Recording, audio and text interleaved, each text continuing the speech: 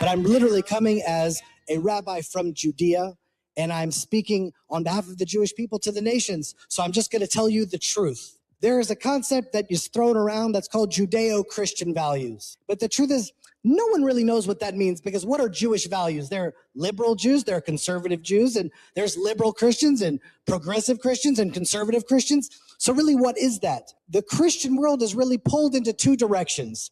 It's a mixture between Rome and Judea.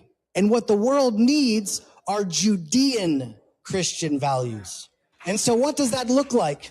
That looks a lot more Hebrew. It looks a lot more Jewish. Let's take the 10 Commandments seriously. Now, I didn't know Charlie Kirk, but since his assassination, I've watched hours of his talks. Want to get it off your chest? You're in the right place. They accuse this show of being run by boobs. Well, let me tell you about us boobs. We're real and we're spectacular. Want politics and fun sprinkled with a lot of laughs? Heard in every state in the Union and 1,000 cities around the world. We just finished 17 years of broadcast excellence. Now in our 18th year. The Dave Weinbaum Show is streaming live all over the world.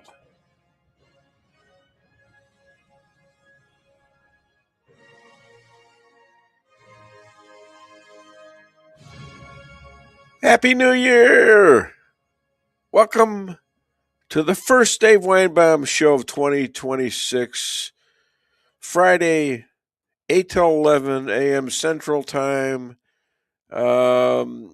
Alive. We're alive, and we're live. Call 573-578-2700 to get it off your chest. Explosive lineup today includes the brilliant Moshe Rothschild with Bible advice from Israel, then the 257-year-old constitutionalist J.J. Bradshaw to give us timeless advice to those who would protect America.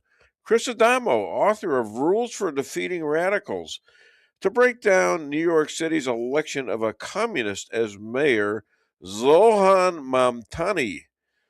Rising Gen Z superstar Jordan Brace building an empire with close to 200,000 on X while authoring 2 books. And by the way, she's only 18 years old. The bravest people I know, Mark and Patricia McCloskey, the St. Louis couple who stood their ground against the mob of BLM and Antifas, all 350 of them. Top issue, massive child care fraud in Minnesota exposed by fearless 23-year-old journalist Nick Shirley.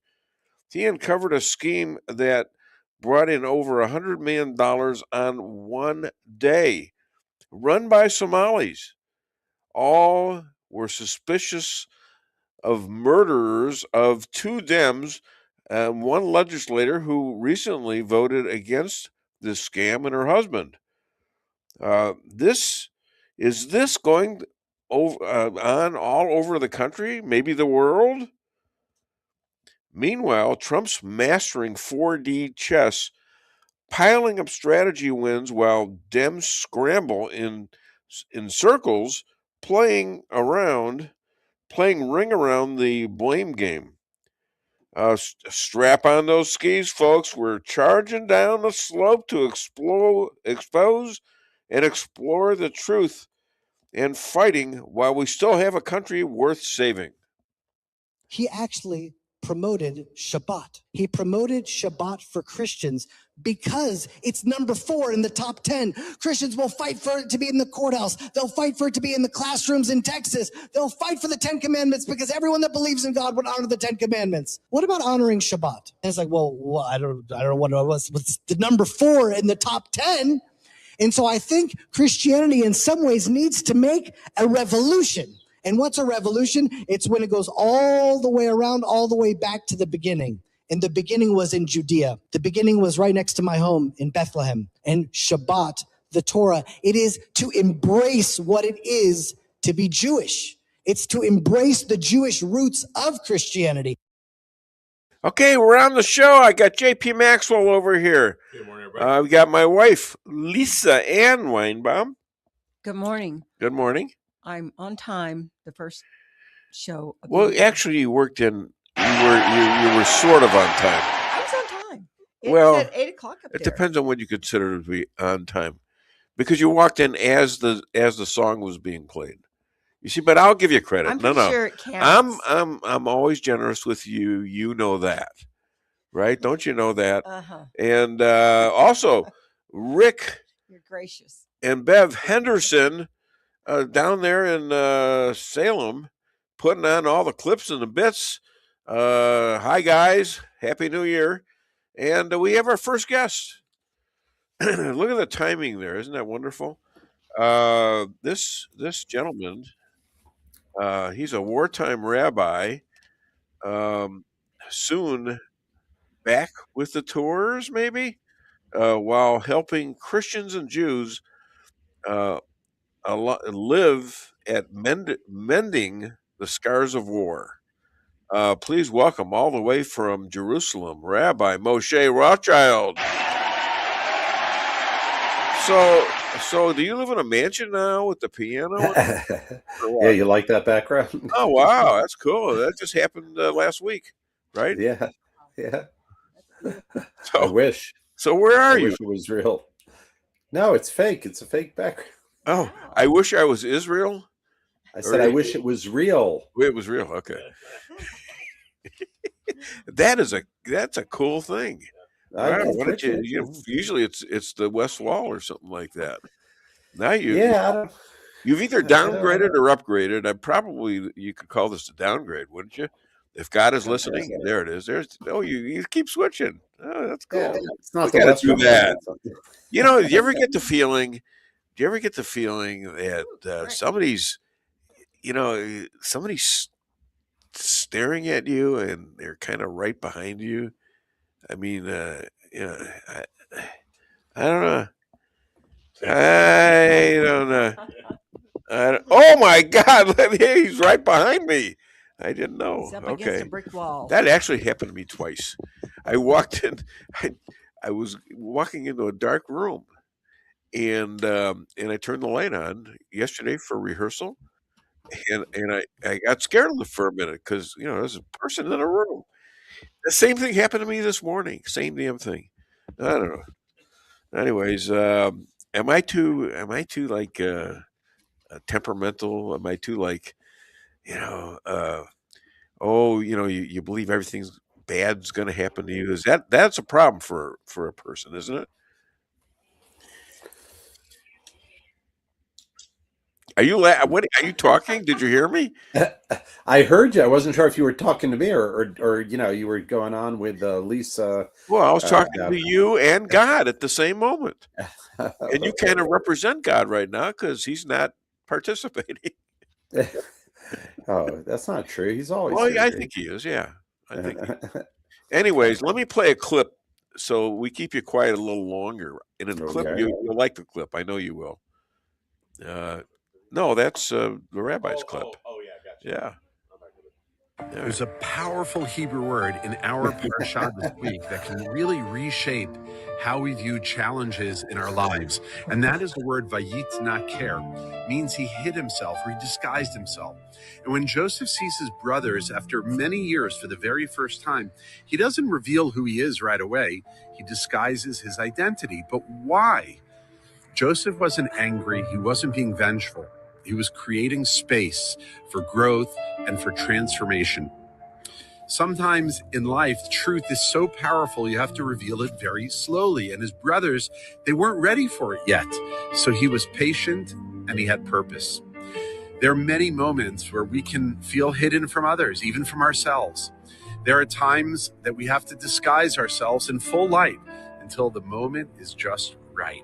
This Hebrew word, vayitnaker, hiddenness, teaches us that it can serve a very special and holy purpose. During the pain and uncertainty of Joseph's life, he realized that those moments weren't wasted. They were a setup. He went from the prison to the palace. And that reminds us that sometimes, even in the depth of the darkness of our lives, there's a greater story being written. Sometimes we have to hold back to move forward. The light is coming. You just got to hold on. Now I thought that was a great. Yeah, that guy's good. Who was it? I don't know who the hell was that anyway. Some rabbi. I think he's a rabbi. There's a new one. I thought we were going to play this week's. Each week I make one. That's a couple weeks. Well, I didn't see this week's then. Oh, okay.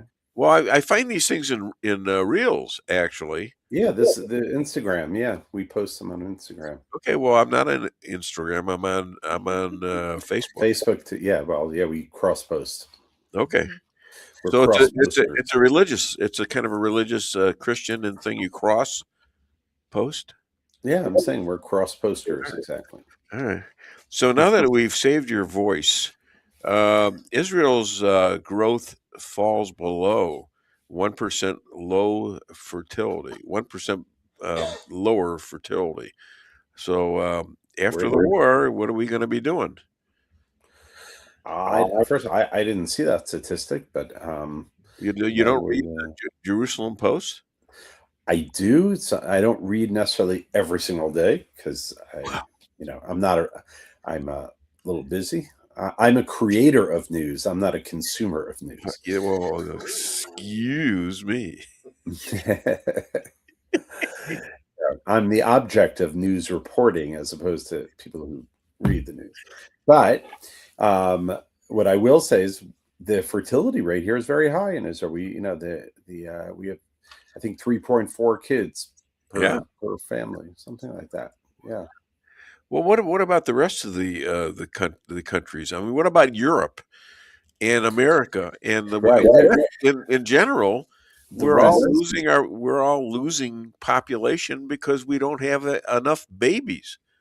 It's true. The West is below replacement, meaning that there are more people dying than there are being born. Right.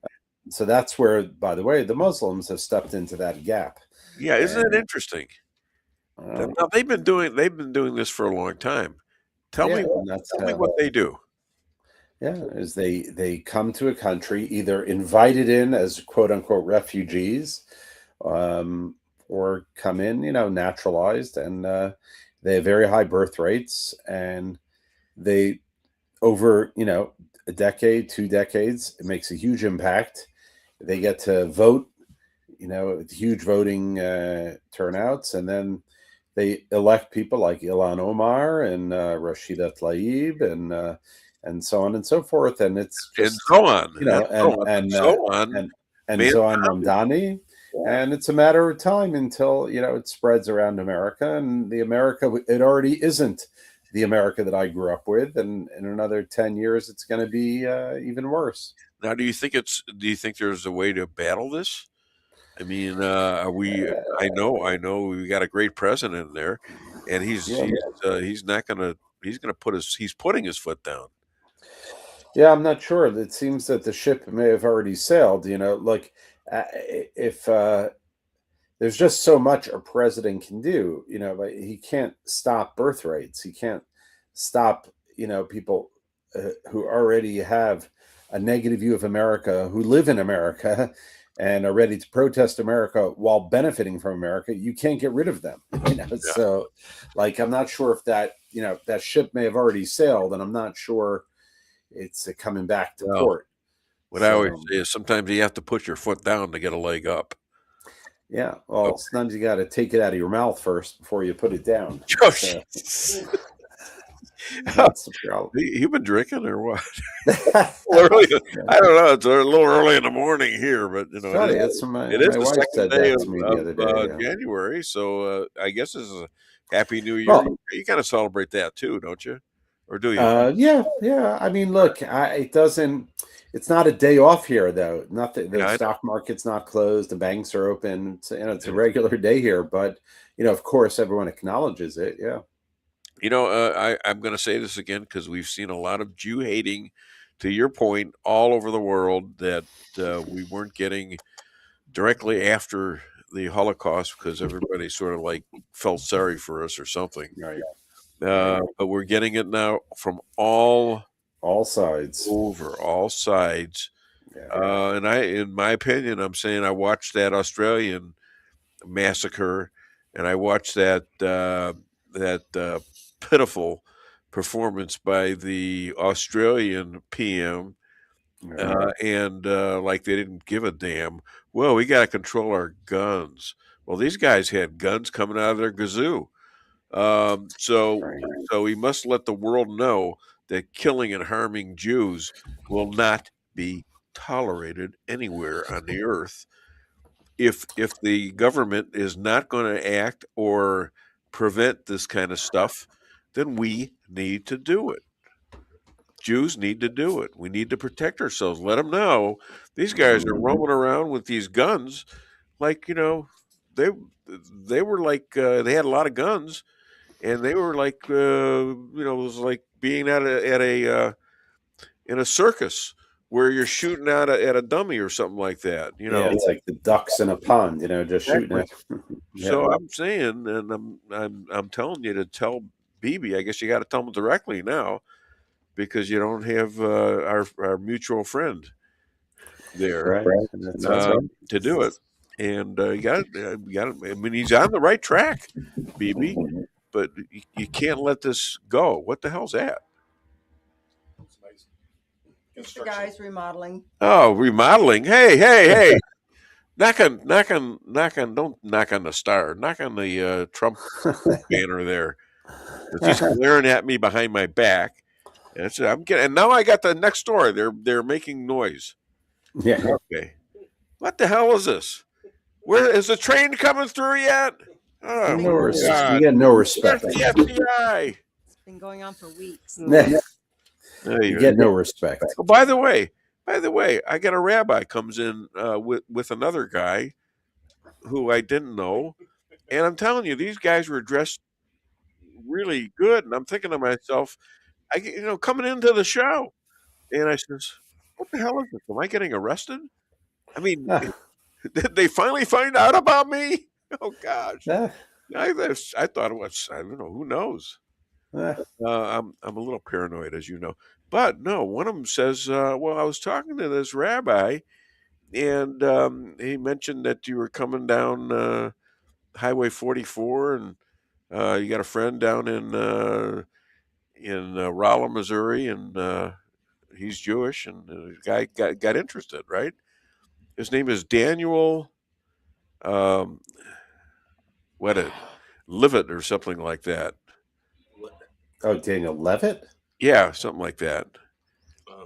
And you met him and told him about me. And he shows up. I didn't ask the guy to come down. I never met the guy. I'm not sure who. Daniel Levitt, I don't really know him. Yeah, I don't know if it's a Levitt or not. All right. Well, do you have his phone number? I'll call him up. I do, but I'm not. I don't have it right here, right now. Oh, okay. He just showed up in Rolla, Missouri? Yeah, with this other guy who happens to be a friend of his. In fact, he's a lawyer too. He's a lawyer in St. Louis. Just to say hello. Yeah, both are attorneys, and one was in the Army. He was a captain in the Army, and I got him from Bill Hardwick. You know Bill, right? Yeah, of course you know Bill. He did the show. Yeah, of course. Yeah. So this guy shows up, and that's the story he gave me. So I guess I don't know that I can't think who that might be. You have so much power that you don't even know it. I get guys showing up to they came to your house, or they came to the studio? Yeah, it's amazing. So, how did they find you? So what do you think of that? I mean, I keep saying this stuff, and you kind of say, well, maybe we can do that, maybe we can't, but we got to stop it. How else are you going to stop it? You can't let the world do this to us. Right. Well, I did see someone talk about what you had suggested, have the IDF getting involved overseas, and And if governments aren't going to, some kind of a special thing that they know we're coming. Now Yeah, there is something like that. The Mossad, right? Like if governments aren't going to take care of it, then we got to take care of ourselves. bingo, and you got to take care of ourselves in such a way that they know that if they do it, that if they do it again, they'll pay a price. Right. You know. So and that was the whole basis of the of winning the war for you guys. It was a miracle the way you handled it, the way Bibi handled it. And all these people, idiots out there screaming from the river to the sea. Okay. Well, we took you to the river and we put you in the sea. Right. One of those guys was Mamdani. Oh, he loved it. He loves the Arabs. You know, what are you going to do? Yeah. Why? Well, Now, why is it that Arabs? In fact, let me play the second thing. I know you're busy. How much time do we have? I got a few minutes, but not much. Play that the second clip. I mean, the third clip from that rabbi. The Bible says towards this time in history, all of the nations are going to turn against Israel. There's a rise in anti-Semitism. There's a rise in anti-Semitism. This is tragic. And I'm like, oh, wow, this is exciting. There's a rise in anti-Semitism. The world is slowly actually aligning against us, exactly as promised in the Bible, as if we had any chance of stopping that. But what we can reach out to are the righteous among the nations that are also spoken about in the Bible. The people that really love God and love the Bible. We need to reach out to those righteous among the nations and say, we are aligning with Israel just like Ruth, the great grandmother of King David. It says, your people are my people. Your God is my God. Your lifestyle is my lifestyle. And our lifestyle is honoring the 10 commandments. So it's to push back while actually adopting a more Torah-oriented biblical life. That's the only way to save Israel. That's the only way to save Christianity, because without the Torah, without the Judean side of Christianity, then we're just left with Rome. So this is Rabbi's first name. It's Jeremy Gimpel. He's a friend of mine. He lives right near me. I know his voice anywhere. You know, I wondered if you knew him. Yeah. Israel's such a small country. You know, you all know each other. So. He's a good friend of mine. Yeah. So what do you think of that? I thought that was like you. Yeah. He's spot on. And Jeremy and his good friend Ari, the two of them are really they just really spot on. And I think what he said there was correct. That you know, this idea of Jews and Christians with a common background, if we're not going to stay together, if we're going to deny it, like guys like Tucker Carlson is doing, and Candace, and so on, they're going to end up the fate of Rome, and you know, it's just a matter of time. You know, it doesn't mean there won't be pain, but they'll be gone. You know, and I've got plenty of people that are friends that say they're this, and I ask them questions about it, and they don't know anything about it. Until you realize that if you're in a church, and I've been in a couple of them at funerals and things like that. Remember Chuck? I spoke at his, and the father there was looking at me while I was giving this speech about what a great man Chuck Todt was. He was giving me the dirtiest looks you'd ever want to see. I could feel. It's not like feeling what I got behind me right here, you know. But it was like pure hatred coming out of the guy, and this comes from the fact that it's from a Roman point of view.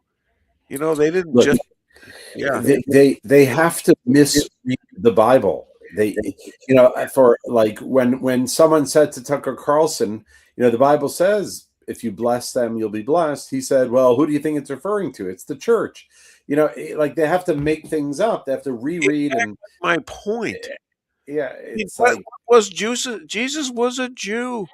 He was circumcised. Right. He as I saw someone posted, they said, you know, how is it possible that the Jews in Poland killed the Palestinian Jesus. He was tongue-in-cheek saying, if we're not from this region, we're from Poland, and Jesus is a Palestinian, and then you're going to say we killed him. You can't have it all ways. You can't say the Jews are from Poland and Jesus was a Palestinian and we also killed him. Now, I would, when I die, and we're all going to die, I guess, I want to have a talk. I want to, if I get a chance, I want to talk to God. If I get another chance, I want to talk to Jesus, and ask what he really thinks about what the whole world is seeing right now. Wouldn't you? What do you think they're going to say? Crazy stuff out here going on. And they're all saying, well, we have to obey the 10 Commandments. Okay, how about I'll worship no one but me, Right. who I am. Okay. Go figure. All right. Well, I'll tell you what, other than Dave Weinbaum show, where can people contribute and buy your book, which is The Secrets of the Hebrew Bible? Yes, they can go to the website. It's right on your screen, secretsofthehebrew.bible.org. Or, of course, our website, israelalliance.org or facebook.com/Israel Alliance. We'd love to hear from you. Lisa, last night she called me sophomoric. So I told her, I says, I'm going to be a junior soon. What's the big deal? All right. Oh, now she's moaning over here. You're talking about me again. You got to run these boxes. You're a star. Come on. You can handle anything. You're a star. Okay, Rabbi Shabbat. All right, guys. Shabbat Shalom. Gotta run. Take care, guys. Going eating the kids, okay? You got it. Okay. Take care. Bye-bye. All right, that's the rabbi. And soon we're going to have JJ, apparently. JJ, not JJ. Yeah, JJ. Bradshaw, he's going to come on. And after that, we've got Chris Adamo, always a great guest, and the newbie, Jordan Brace. She actually called me last night from California, where she lives, and her mom got on the phone. We had a nice long conversation, and I didn't know she was Jewish, and they are Jewish, kind of, I guess, and they're in California, and it's she's a real go-getter of a person, in that she's authoring a couple books now, and she goes to other things. I told her to tell me all the other stuff you do on air. She's a little bit shy, but she's going to be a great guest, and it's kind of interesting. Everybody's Jewish all of a sudden, and except for the people that are hiding from it, that are ashamed or scared. You don't want to be walking into a layer of killers, 100 killers, wearing a yarmulke these days. Even the rabbi will tell you that. So I think we're going to take a break right now. And if you want to call the show, 573-578-2700, or you can also reach us through comment by going to Facebook, X, YouTube, and also on Rumble. Yeah, and by the way, JP has got to go somewhere next week. Is that right, honey? Were you supposed to tell me this? I got a cruise coming up. Going to take our kids on our first international cruise. First time they've flown, a whole bunch of stuff. It's going to be hopefully a good, but maybe a little hectic at first, trying to get these kids on a plane. So does anybody here that I know how to do how to maneuver the show as a producer like JP does? You want to learn this quick, honey? No. That's what I thought. Thanks for all your help, honey. I do what I can, but I don't do what I can't. Well, you can learn. You're an MBA, for God's sakes. An MBA all the way. Not an engineer. Not an engineer. Okay. I'm an engineer. Ooh, I'm going to put that on my resume. Yes. Hey. I'm not paying you anymore. That's bullshit. No. Sorry. All right. Take the break. We'll be right back. We got tons of great stuff to talk about. Get it off your chest. Your home is your castle. You don't need unwanted hassle.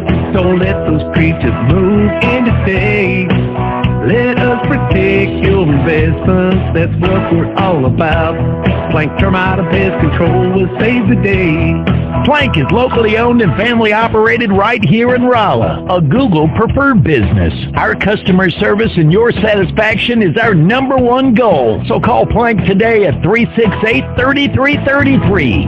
Plank Termite and Pest Control will save the day. Honey, what are you doing? What does it look like I'm doing? It looks like you're filling up a swimming pool. Yep, I'm filling up a swimming pool. In our living room? How else am I going to watch the game and stay cool? If your AC is on the fritz, call Hartley's Climate Control. Hartley's is the area's best in HVAC repairs, installs, and maintenance. Knowledgeable, honest, and dependable. Serving Rolla and the surrounding areas for commercial or residential needs. Hartley's Climate Control. Community born, community raised, community serving. Call Hartley's Climate Control today at 573-368-3163.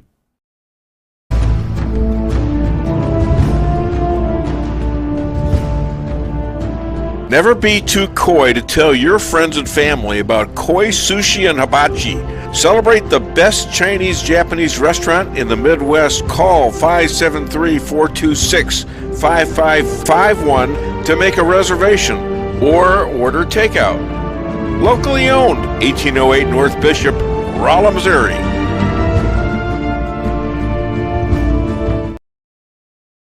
We can sum up McDonald's new crispy chicken sandwich in one word. Crispy, but also juicy and tender. Okay, it's crispy, juicy, tender, all one word. But then, also pickle. Oh, and potato bun, which is 2 words.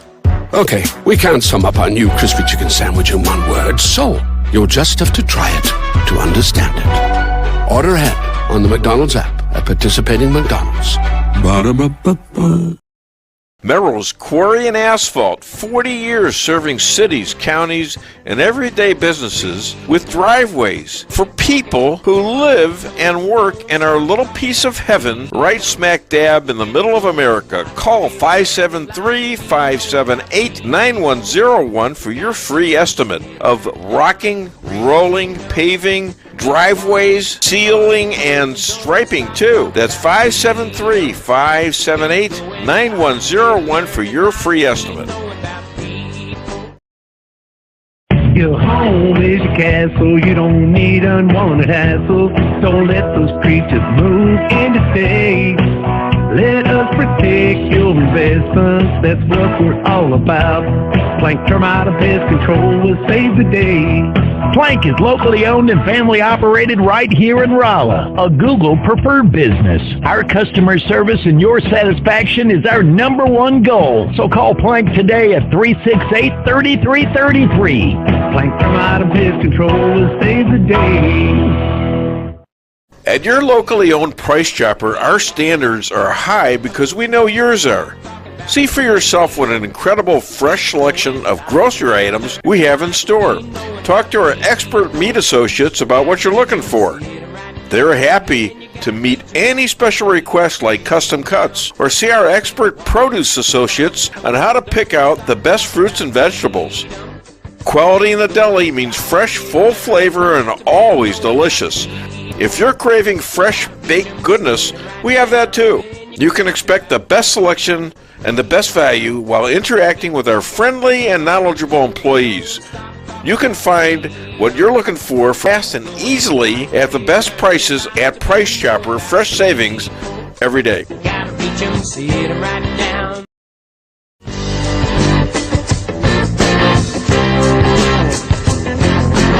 A-Car Real Estate, where experience matters. 532 million sold since 2003, the #1 sales volume in Phelps County.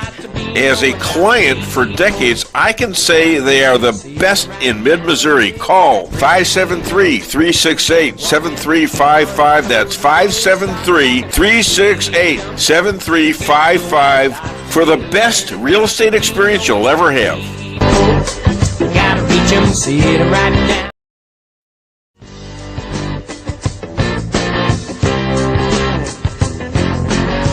Insurance going up like crazy? Daniel and Henry Insurance is one of the largest private insurance companies in the world. Richard Boyette, 314-444-5011. He's my guy at Daniel and Henry for 10 years. Business or personal, call Richard at 314-444-5011. He's the best. At Town & Country Bank, we've got all the perks of a national bank, like online banking, quick loan approval, and you can deposit your check from your phone. But that's not why our customers love us. They love us because we still offer hometown customer service. Stop by one of our 2 Rolla locations and let our friendly team remind you how special hometown banking can be. We're locally owned and will take the time to understand your needs. Smart, friendly solutions. Town & Country Bank. Member FDIC. Equal housing lender.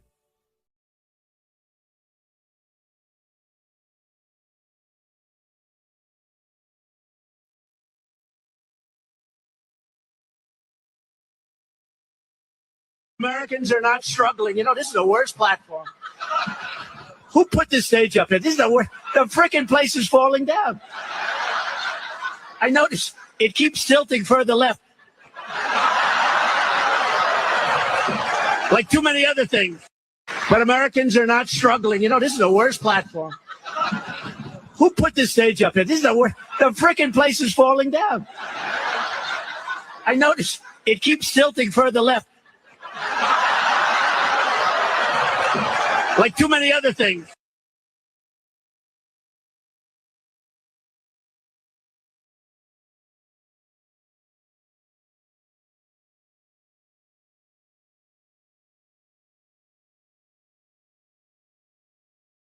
Then I guess we were missing somebody stole one of our bits. That's just wrong, okay? They took it from him. All right. Oh, here it is. There it is. All right, we got it.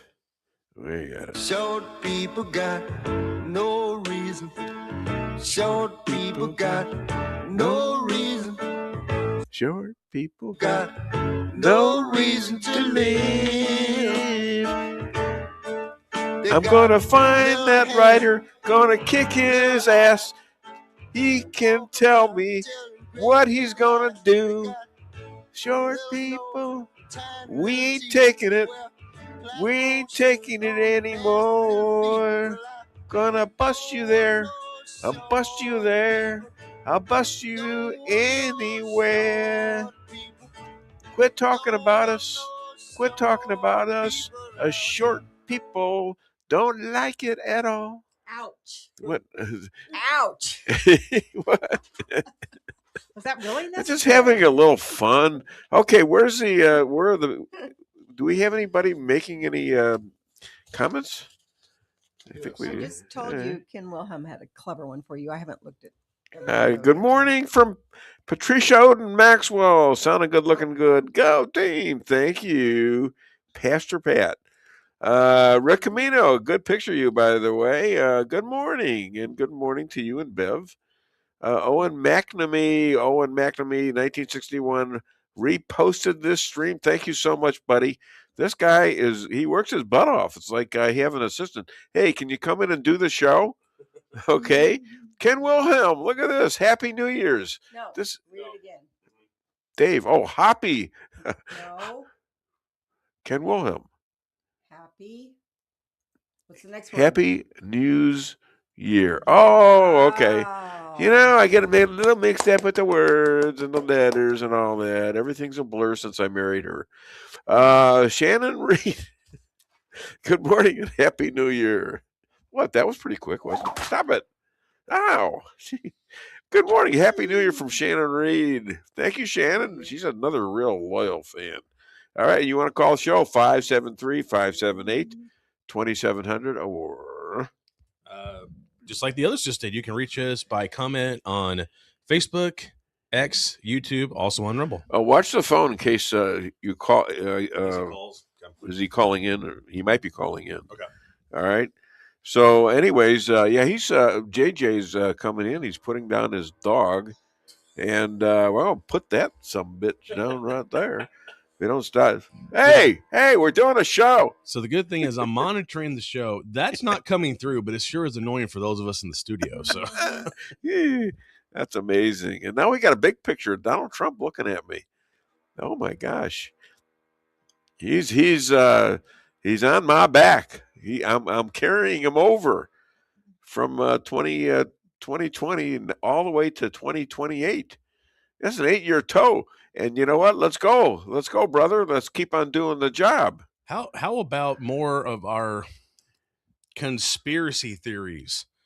Yeah, getting proven to be true. Like now, Oh, Georgia my God. admitting, the state of Georgia admitting there are over 300,000 illegal ballots that were casted that put Biden way over the top, which Georgia was what he needed to win the election, which means that alone overturns the election lie. and he is no longer president.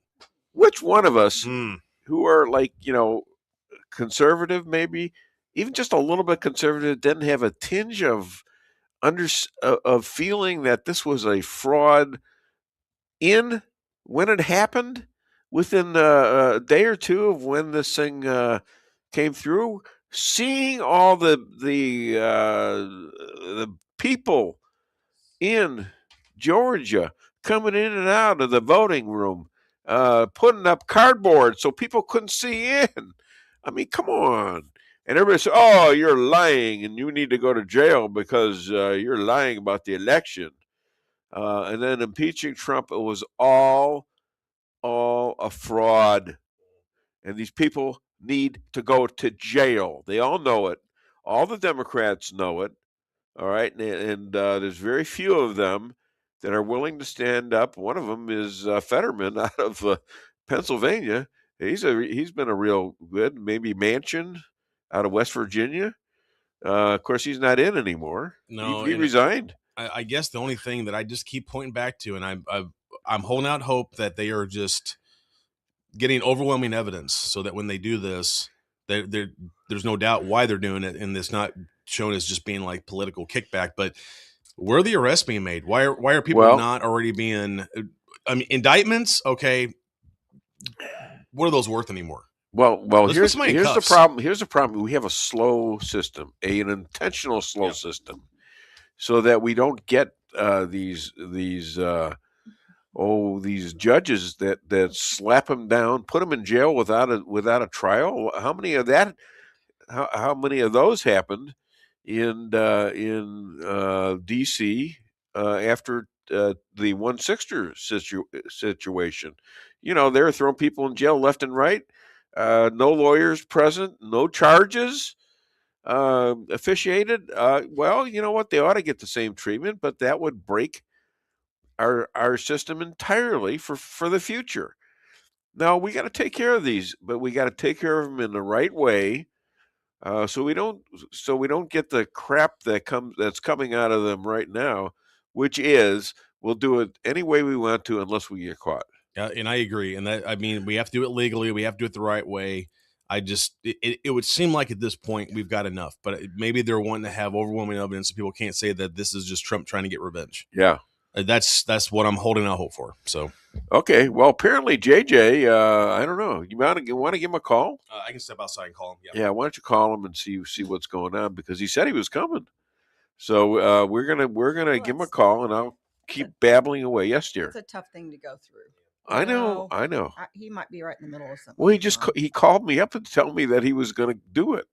So we'll find out. I don't. Maybe something's happening. Maybe he called and we didn't see it. All right. So anyway, let's see what we got. Okay. The FDA's war on public health is about to end, and we're going to get some good stuff out of here he Kennedy. is. Where? He's on. He's on? Okay. Yep. There was a message flying. Oh, there. Okay. Yep. All right. Yep. Well, there he is. All right. So, ladies and gentlemen, you're about to be encountered by someone who's going through some hell this morning. I understand that. And he didn't have to call, but he is doing it because he feels obligated. And I'm glad he's here. And I know there's a problem going on with his beloved dog. And he is 257 years old. He is an expert on the Constitution. He's an old friend of mine, being, like I said, 257 years old. And please welcome all the way from Oklahoma, my friend JJ Bradshaw. Good morning, Dave. Hi, JJ. What's going on? Oh, we got so much to talk about this morning. I may have to cut it a little short, but that's all right. Talk about immigration for a moment. We have just limited immigration from the following countries: Burkina, which I'd never heard of, Faso, Laos, Mali, Niger, Sierra Leone, South Sudan, Syria. Limiting travel from those places. Now, what do those places have in common, Dave? Terrorism. They're hellholes. They're absolute hellholes. Right. This gets added to the travel bans from other countries that we've already have, which is Afghanistan, Burma, Chad, Lagos, Guinea, Eritrea, which I've never heard of, Haiti, Iran, Libya, Somalia, and Sudan and Yemen. Also, all hellholes, Dave. The folks that immigrate from these countries are not the best and brightest, which is what our country should be demanding, particularly on the H-1B visa business. Instead, the libs have let in any lowlife, uneducated terrorist that wants to walk through the door. Sure. Trump has finally stopped that, and I'm so pleased that he did. Now, of course, the headlines this week are Somalia, and I came prepared to talk a little bit about that. Please do. Nick Shirley, huge.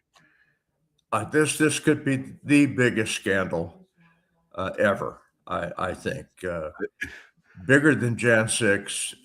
I think by quite a bit. Well, okay, I might quibble with you there, but go ahead. We'll see which heads roll. So Nick Shirley is a YouTube videographer that decided on his own. He has no network sponsorship. I got clips of him going to these places. Good. I'd like to see that. Oh, wow. He went around to these daycare centers and these feeding centers in Minneapolis, are run by Somalis. Yeah, and it's in Minnesota, Minneapolis area. Yes. Now, Minneapolis has a rather large, actually 5% of the population of the city are Somali, and they live mostly in Little Mogadishu, which is a little enclave there. 5% of the population, but 1 in 3 of the welfare folks, recipients in the Minneapolis area is Somali. So they are disproportionately on the dole. So this young man went around and he looked at the daycare centers, which had no children in them, the feeding centers, which were distributing no meals. In one case, he went to a building that had 9 different Somali outfits in it. Yeah. The thing looked essentially abandoned. So, he published this stuff, and this has gotten so many views. It has gotten the attention of so many folks.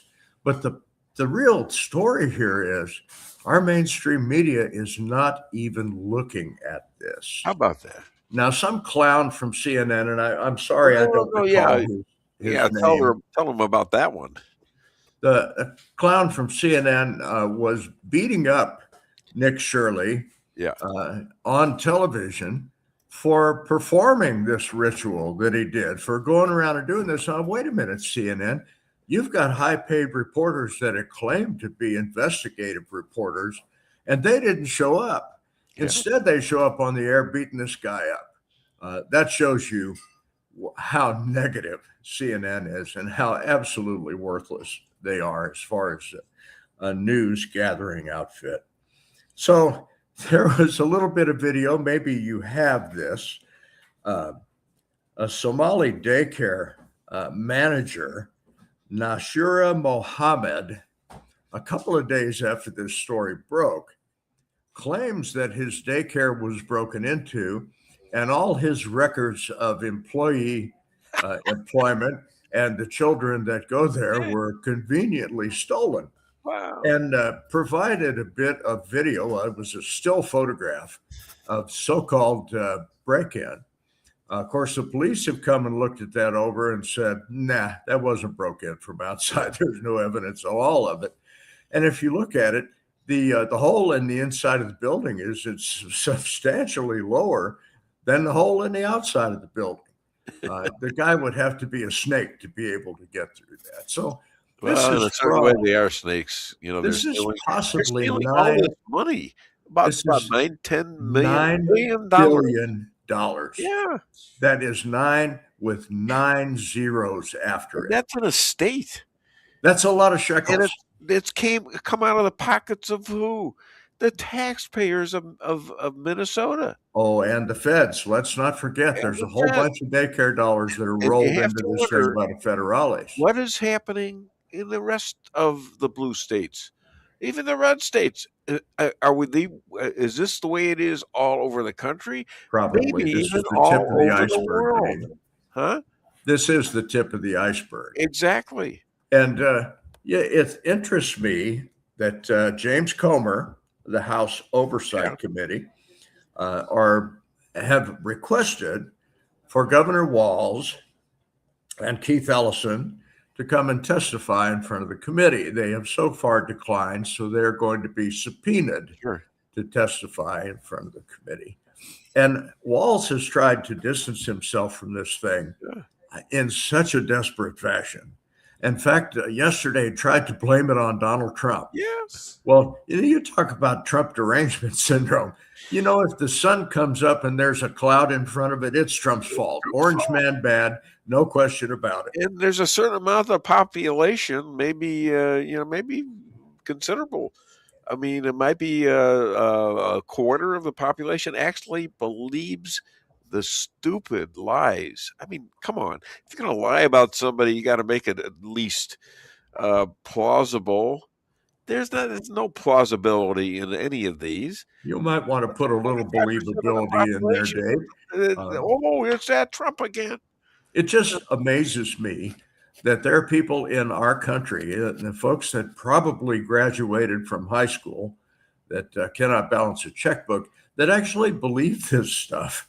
And when you wave the facts in front of them, you're claimed to be a bigot and a liar and a fascist. Worse than that, you get the wrong government in, you get to go to jail. Yeah, no reason at all. Look at Rudy Giuliani when they find out, after all, that he was right. I mean, he's suing. He's suing for like $148 million. Well, they tried to bankrupt the guy and came pretty close to doing it. That's the way the lawfare works. They'll charge you with some ridiculous thing, knowing that the full force of the federal government is against you. You can't hire enough lawyers to get out of this stuff, and you're going to go bankrupt.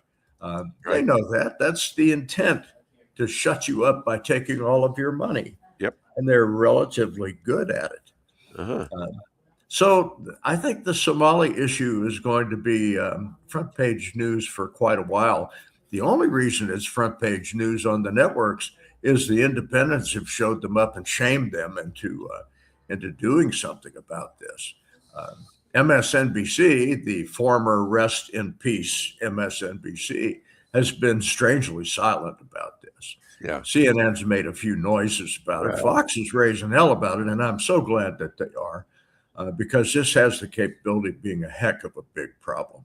Yeah. Now, I'm a taxpayer, so are you. We work for a living. And it galls me that my taxpayer dollars are going to fraud and waste and abuse by a bunch of foreigners that shouldn't be in this country to begin with.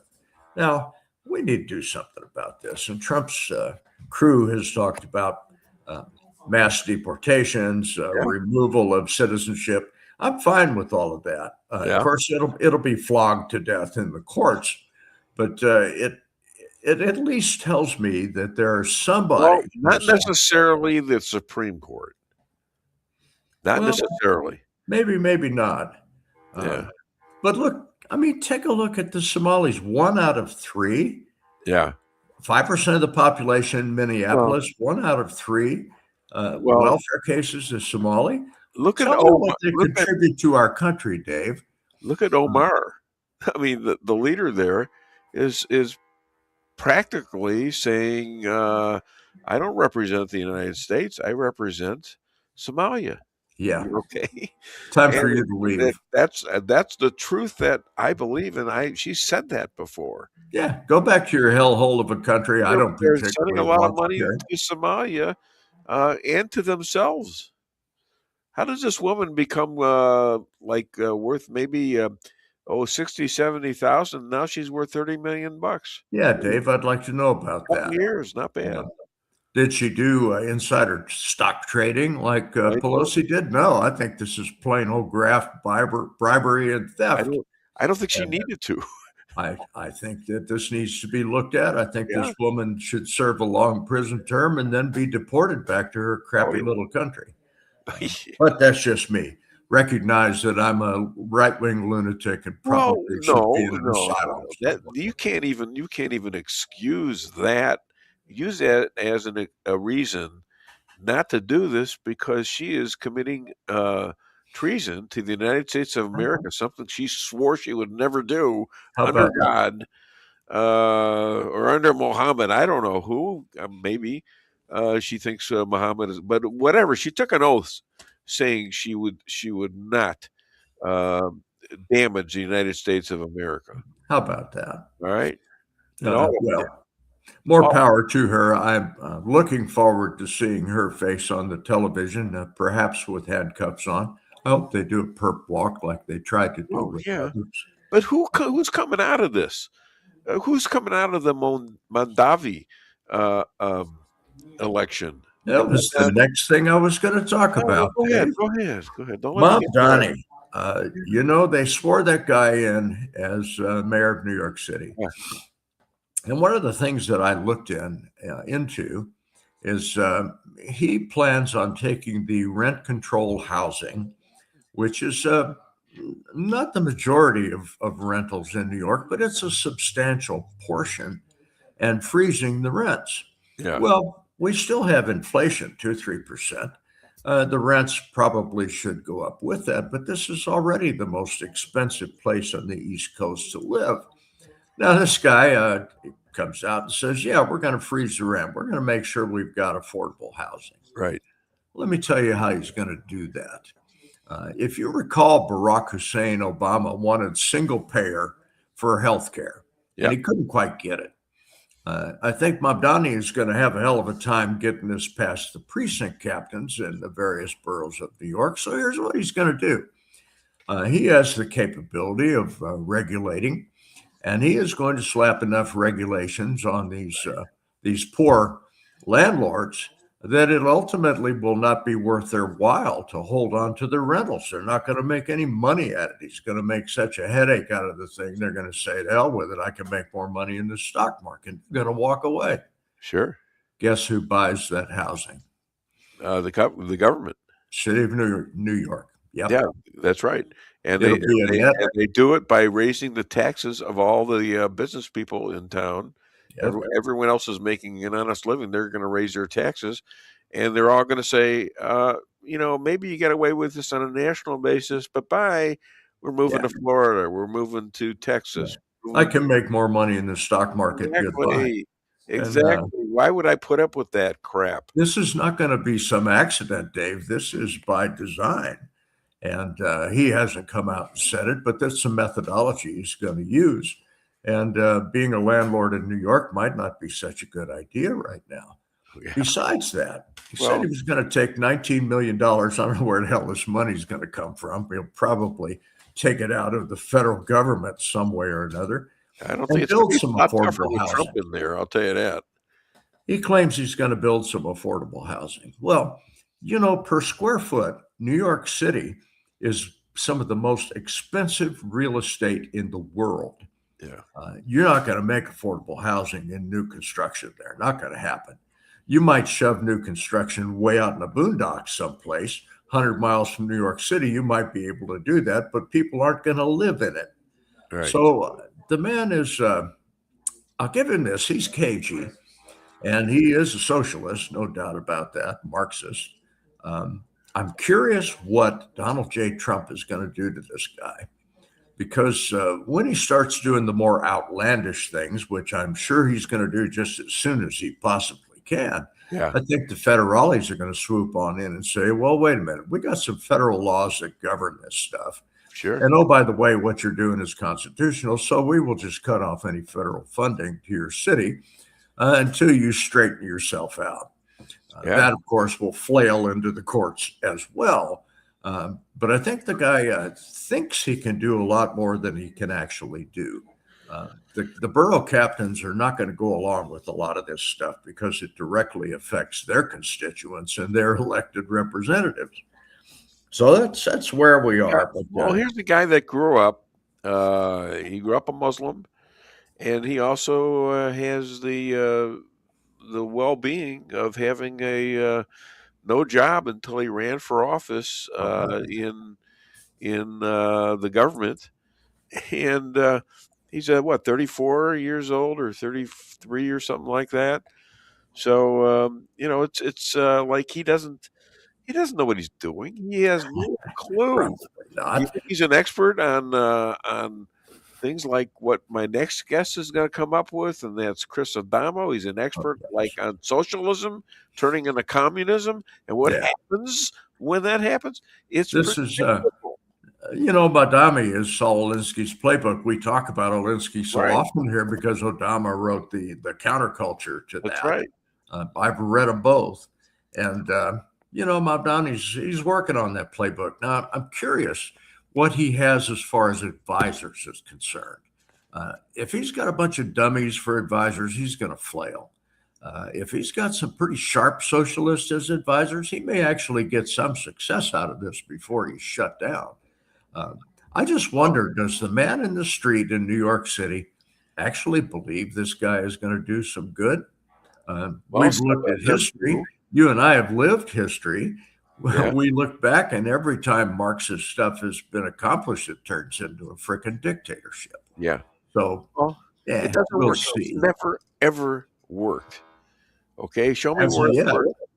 And maybe you can get it to work at the start before the falls. Yeah, before it hits the fan. Yeah, exactly. Yeah, and Margaret Thatcher said this sort of stuff works until you run out of other people's money. And That's right. That's pretty well It true. works then, and then all of a sudden everybody's broke except for the people in government. How about that? They're all rich. Dave, it's time for me to leave your show. My friend, I'm sorry about your dog, and thank you so much for calling as always. And what's the name of your dog? Can you tell us? Ziggy. All right, 17 years old. Rest his little soul. He had a great life, I'm sure. Mm-hmm. And thanks a lot, my friend. Dave, I'll be talking with you next Friday. God bless. All right. Bye Good bye. day. Let's hear it for JJ Bradshaw, ladies and gentlemen. I feel bad for him. His dog is going to die, and I guess that happens to all of us. 17 years is pretty darn good. 17 years. Why are you looking at me and saying that? As if like I've lived enough already. I am not measuring you in dog years. Thank God. Are you sure? Don't make me do the math. What would that be then? That would be like a lot. 700 years old, a 700-year-old guy. It would be less than that. I'll see. You're working it up. There you go. Oh, stop it! Oh my God, it's facetious. 77 times 7. Never mind. Well, what is that then? 539. Okay, I wasn't that far off. I said 700. Half a century. Next year it'll be like 700 anyways, Half a century. Assuming I get through it. Oh my God, the screaming and the yelling and all that stuff. Oh, Lord, that's from the bird. Yeah, the bird. What a great thing. Play the Malcolm song. Okay, if you don't mind, because I love that bird. MALCOMB. Malcolm is the bird for me. Malcolm. Now, I use that voice because, as you can hear me, suddenly in my life, I'm getting hoarse. I'm not sick like I was before. I don't have congestion, but my voice is crackling, and I think, quite frankly, it sounds pretty good on the show, doesn't it? So I guess my question is, how much ivermectin do you take? Because remember, you even had a song that talked about turning into a horse. So I'll tell you what. I'll tell you exactly. Go ahead. I'll tell you. Hell yeah. I do have it saved somewhere here. Yes, I know. You talk too much. You That's why you're think- hoarse. Well, this is what I'm doing to avoid it right here. Ivermectin. I take it by the pill. Ivermectin. The pandemic, it will chill. Ivermectin. I let it take its course. Ivermectin. Now I'm neighing like a horse. Now, what's wrong with that? And she's sitting there talking through it as if it was horrible. That's the third time you've attempted to sing already, and we're only 1 hour into the show. You have made me you have made me drop something, which is the top of my pen. It'll dry out, and I won't be able to write anything. Look at that. It's topless. And there, it's like you going topless. All right, it's terrible. I don't know Terrible why we had to thing. go there. I don't know either. I don't know, but you liked it. Okay. Yes, you got a comment. All right, Shannon Reed. Ironically, it is the year of the horse now. Ooh, now there's some distinguished and well brought up woman who knows things. Never mind. Sometimes she's kind of unaware, but I love her still. Okay. Well, let's talk about some other stuff now. In about 24 minutes, we get Chris Adamo on, and he's always upset. The guy is pissed off, and I don't blame him. He understands this stuff. So we've got these daycares featured on Fox. $9 billion, now it's $10 billion, and that's going to go all over the world. We got Rabbi Jeremy. We're done with his clips, right? We're done with his. Yes. Yeah. And then we've got Gutfeld, right? Why don't you play a few of Gutfeld's deals? He's something else sometimes. I mean, this guy can connect real well. Hit it. When I hear about Trump's polls, it reminds me of an old saying. When I'm being chased by a hungry panelist from The View, I don't have to outrun her. I just have to outrun you. So when they bring up these polls, they're meaningless without a comparison. So who are they comparing it to? Not to Trump, but to the alternative. Every poll says the same thing. If the election were held today, he would still clobber the Democrats. Some ways, even more. It is true. And by the way, you can keep saying he's rounding up grandma, but those have been hoaxes. And every time you bring up that thing, it implodes. And then we have to clean up the mess. It's easy to avoid a drop in polls, Jessica. Just don't do the stuff that upsets the media. Trump won't do that. Trump leans right into the things that he promised. So people can be critical, but at the same time, they go, no, I voted for him. You can call this a hot streak, but that requires luck. This isn't luck. He set this stuff up in advance. You know, he's posting a win every day, the same way a gardener plants 100 flowers so they bloom one after the other. And the Democrats are like going, how did this happen? How did this? Oh, wait, he has a new thing. He has a new thing. That's what's called preparation. The Democrats don't understand this. The Democrats think success is taking your money and throwing it there and then patting themselves on the back. He's actually making stuff happen, right? You know what's amazing about all this stuff? The stuff we miss. Olympics will not allow trans athletes to participate. Do you think that they would have had the stones to do that if Kamala Harris was president?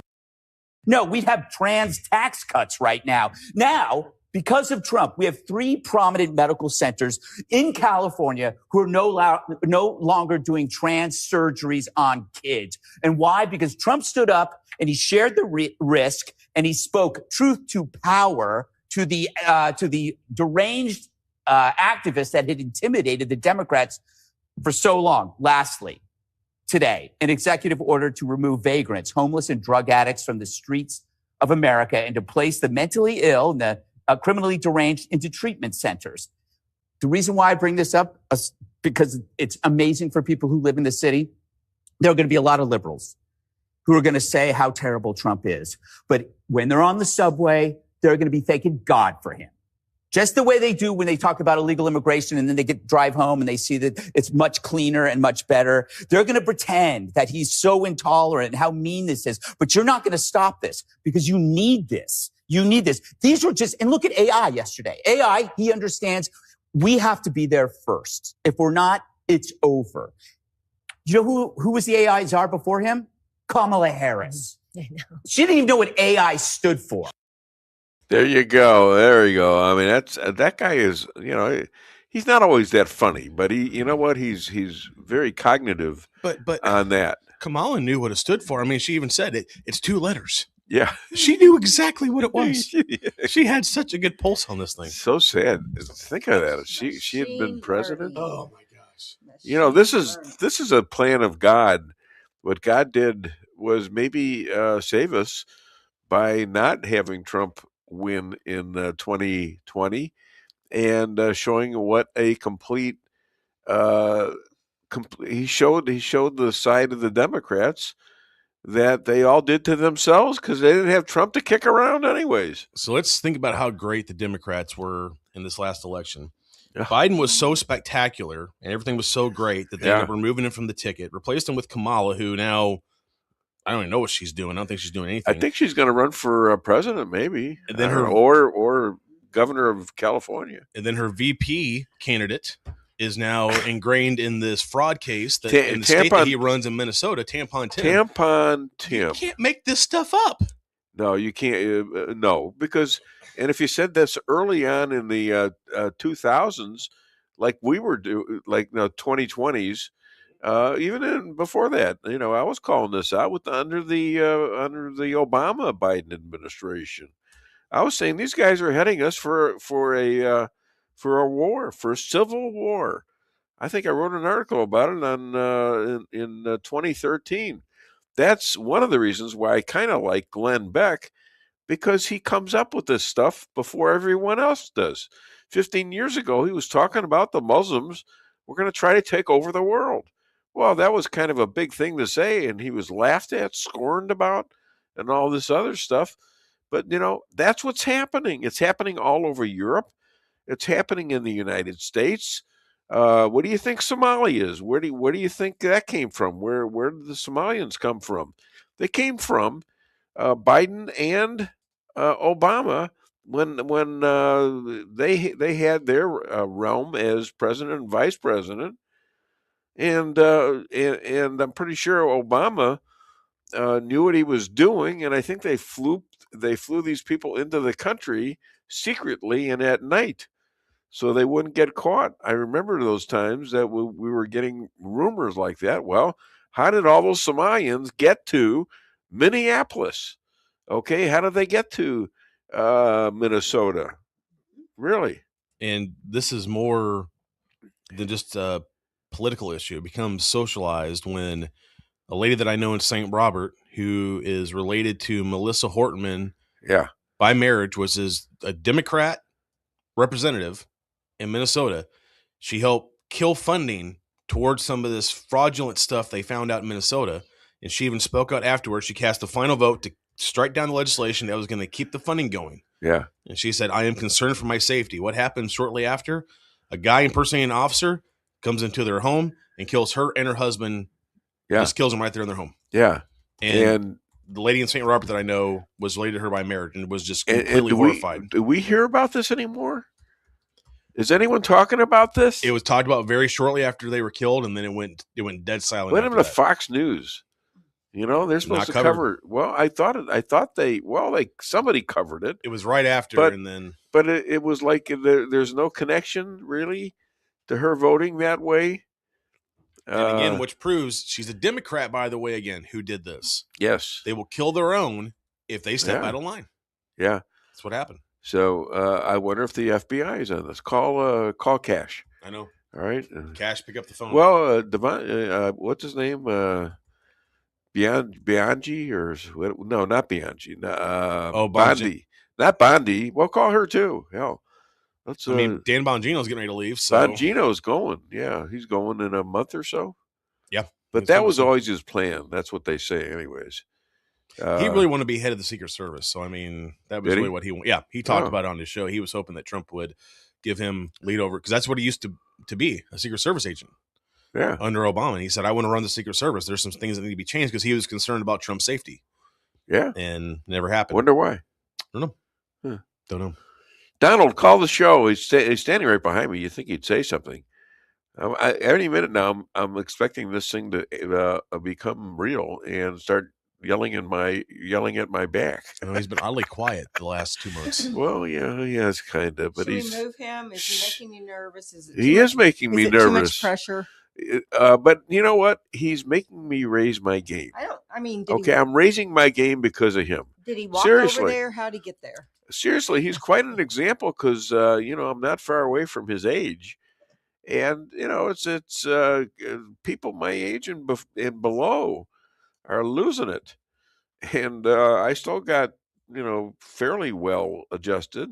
Plus, I play golf like he does, and I don't know if I play as well, but he's bigger than I am. He can hit it further, I'm sure. And but I'm not bad around the greens and things like that. So anyways, if you want to go and play, you can give me a lesson, Donald. Like he used to give Rush Limbaugh lessons. Remember that? Yeah. Rush Limbaugh, what an amazing guy. He didn't do I don't know how he did it, 3 hours a day, 5 times a week. And he didn't have a lot of guests. Nope. It was all him. And never ran out of stuff to talk about. Yeah. Yeah. He was just a natural, at it. If you most people are not natural. I'm not natural at it. I have to work on this, which keeps me in pretty good cognizance of what I'm supposed to do and how I'm supposed to do it. It ain't perfect, that's for sure. But it's actually kind of fun getting ready for the show, preparing the show. And then falling asleep for a day after it. Okay, well, we're waiting on what's her name? What's his name? Chris Adamo. He'll be up shortly, and we have one set of. I think we ought to do commercials right now. That way, we're going to have 2 in a row at the end after Chris. So what the hell? Let's do that. We'll have 3 in a row with Chris. Hit it. Your home is your castle. You don't need unwanted hassle. Don't let those creatures move in to stay. Let us protect your investments. That's what we're all about. Plank Termite and Pest Control will save the day. Plank is locally owned and family operated right here in Rolla, a Google preferred business. Our customer service and your satisfaction is our #1 goal. So call Plank today at 368-3333. Plank Termite and Pest Control will save the day.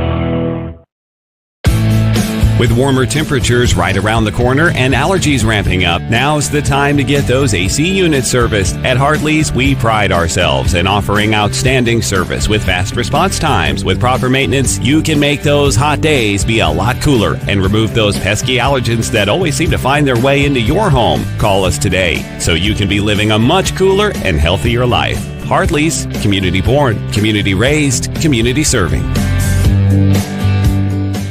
Call Hartley's Climate Control today at 573-368-3163.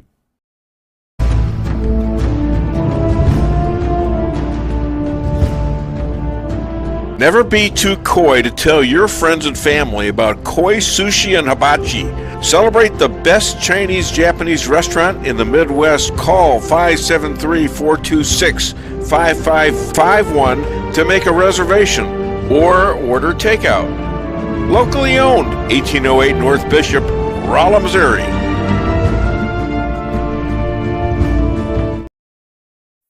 We can sum up McDonald's new crispy chicken sandwich in one word. Crispy. But also juicy and tender. Okay, it's crispy, juicy, tender. All one word? But then, also pickle. Oh, and potato bun, which is two words. Okay, we can't sum up our new crispy chicken sandwich in one word, so you'll just have to try it to understand it. Order ahead on the McDonald's app at participating McDonald's. Ba-da-ba-ba-ba. Merrill's Quarry and Asphalt, 40 years serving cities, counties, and everyday businesses with driveways for people who live and work in our little piece of heaven right smack dab in the middle of America. Call 573-578-9101 for your free estimate of rocking, rolling, paving, driveways, sealing, and striping too. That's 573-578-9101 for your free estimate. Your home is your castle. You don't need unwanted hassle. Don't let those creatures move in to stay. Let us protect your investments. That's what we're all about. Plank Termite Pest Control will save the day. Plank is locally owned and family operated right here in Rolla, a Google preferred business. Our customer service and your satisfaction is our number one goal. So call Plank today at 368-3333. Plank Termite Pest Control will save the day.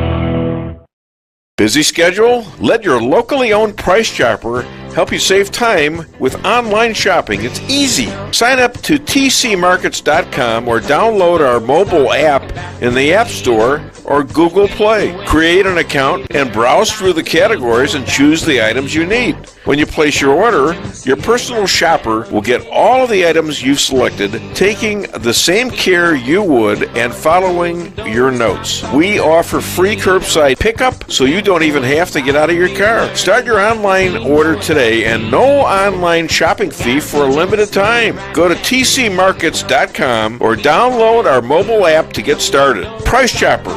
Fresher savings every day.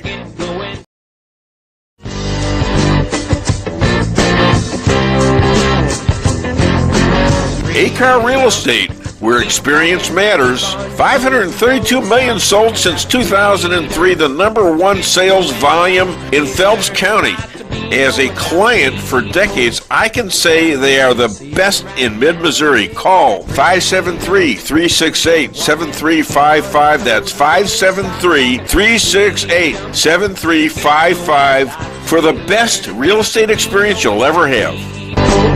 Gotta reach 'em, see it right now.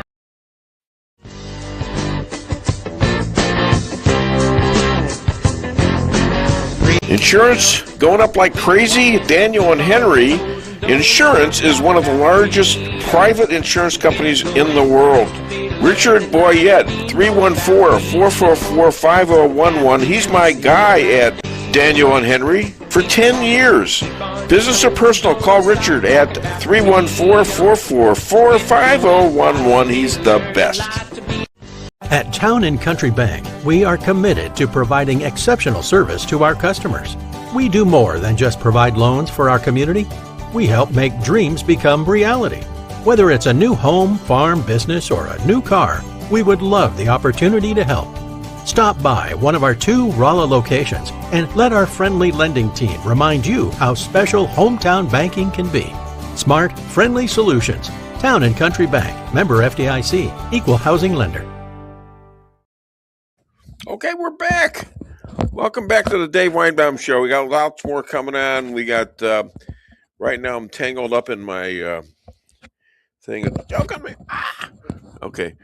Anyways, so we have a lot more coming on. We got Chris Adamo coming on next. And then we've got the brilliant Jordan Brace coming on, who is, she's starting up a fire just like Charlie Kirk, her idol, one of her idols, I guess, and she actually made the effort just not to be just someone that was witnessing this show, but she came forward and said she wanted to be on the show, and I didn't know who she was. I've talked to her a couple times, She called me last night with her mother. Kind of funny, kind of weird, but hey, she's grateful that she's on the show. My wife is staring at me at the door. Why are you staring at me like that? She's trying to decide whether she's going to come in or not. And I think she's trying to be cute. And she's cute. And if I say something nice, maybe she'll come sit next to me again. I don't know. She gives me more. She says she is more sarcastic than I am most of the time. So I've got to protect myself. Don't hurt me. Don't hurt me. Oh, look at this. We got somebody coming on. And he's coming on early. I don't get a chance to do some of these great things like the protests in Iran. What's going on over there while they're still claiming they're at war with us? But I will go because this man is now early, and we're gonna talk about him. We got his book up there, Rules for Defeating Radicals. He's a Wyoming Italian hero. He worked with good Republicans and to straighten out the state of Wyoming while promoting pizza on my show without paying for it, which is interesting. Please welcome all the way from. You know what? I can't hear you. We're not going to do this again, are we? It's not working. And we have you unmuted. Call me. Let's not play the game. I mean, it's not working. Can you hear me? Yeah. All right. I can't hear you. Something's wrong. Oy vey. Yeah, he's gonna call me. Okay. All right, that'll work. We'll just leave his wonderful little face up there if we can. I guess we can do that part, right? Yep. So it'll look just like. I wonder if you're gonna identify his lips with his words. A lot of the times it's pretty close, so hopefully. Yeah. Yeah. Yeah. Oh my God, is it ringing? There it is. Ha. Well, hello, my brother. Hello, I'm sorry. I have no idea what's going on. I thought I had everything fixed. I think somebody's doing this to you from the outside because, you're kind of a pain in the rear end for a lot of people in this country. We might have to stop this. I'm sorry. I just... Oh, wait a second. What is it? Can we try one last thing? Go ahead. One last attempt here. Hold on. He screwed up. I don't know what he's doing now. Time. Well, can you hear me now? Yes. Okay. That was we're back on. Somehow my microphone switched off, and I'll just, if it happens again, I'll watch for that. And we're up and running. I thought I had everything fixed, and then I switched my microphone off. So anyway. Those liberals, I'm telling you. I think that's what's coming going in, on. sneaking in on you. My apologies, but we're still 2 minutes early, so No, we're fine. We're fine. So you're still ready. You're still slandering me in your bio that you're giving for me, your intro. Oh, so you're go not. ahead. Have you paid me any? Have you sent me any pizza lately? I told you go to Cheyenne, you go to Mondello's I don't Pizza. want to go to Cheyenne. If it's not the best pizza you've ever had, you order Joe's Favorite. If it's not the best pizza you've ever had, I will pay for it. We had a bet about pizza, and you owed me the pizza. All right, you haven't sent it to me. I don't remember that. Of course not. Look at you sneering. I'm going to do the Hillary thing. I don't recall. Yeah. So no, they're seriously though. Now that's really something for me to get you to imitate Hillary. There is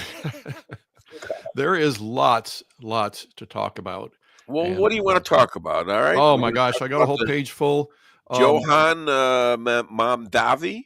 Yeah. And why you supported him? I don't understand why you did that. See, there goes the slander. That's even worse than Liz Cheney. You thought that wasn't possible. That's even worse than Liz Cheney. Really? No, I feel good about myself now. I really accomplished this morning. You feel you got a lot of catching up to do, It's not even into the interview yet. I'm early. An early insult, ladies and gentlemen. Can I hear some applause? Early insult works. There you go. All right, that's enough. That's enough. Okay. I used to get the applause, and you used to play intro music for me too. We are applauding. Was that for me? Was that my applause? Oh, Wait thank a you, minute. everybody. Wait a minute. I can't do that anymore because they want me to pay Oh, okay. pay you to do that. You want to pay the thing? I'll play anything you want as long as you pay for it. All right. So Johan, what do you want to talk about? Do you want to talk about Johan first? There's just again, there's so much. It's all interwoven. What we've got is nothing short of a full-fledged civil war being waged against America. We're seeing the same thing in Europe, and there's a huge difference now from the perspective of myself as a believer. It's not God's timing for America to fall yet. Okay, it's just that simple. However, from the perspective of the enemy, what they see as the big obstacle is the Second Amendment. And this is why, if you remember, from the moment Obama got in office, everything he did was about proving that we needed to repeal the Second Amendment, get the guns out of our hands. He wanted us to be in the same place that England is right now. Let's look at England.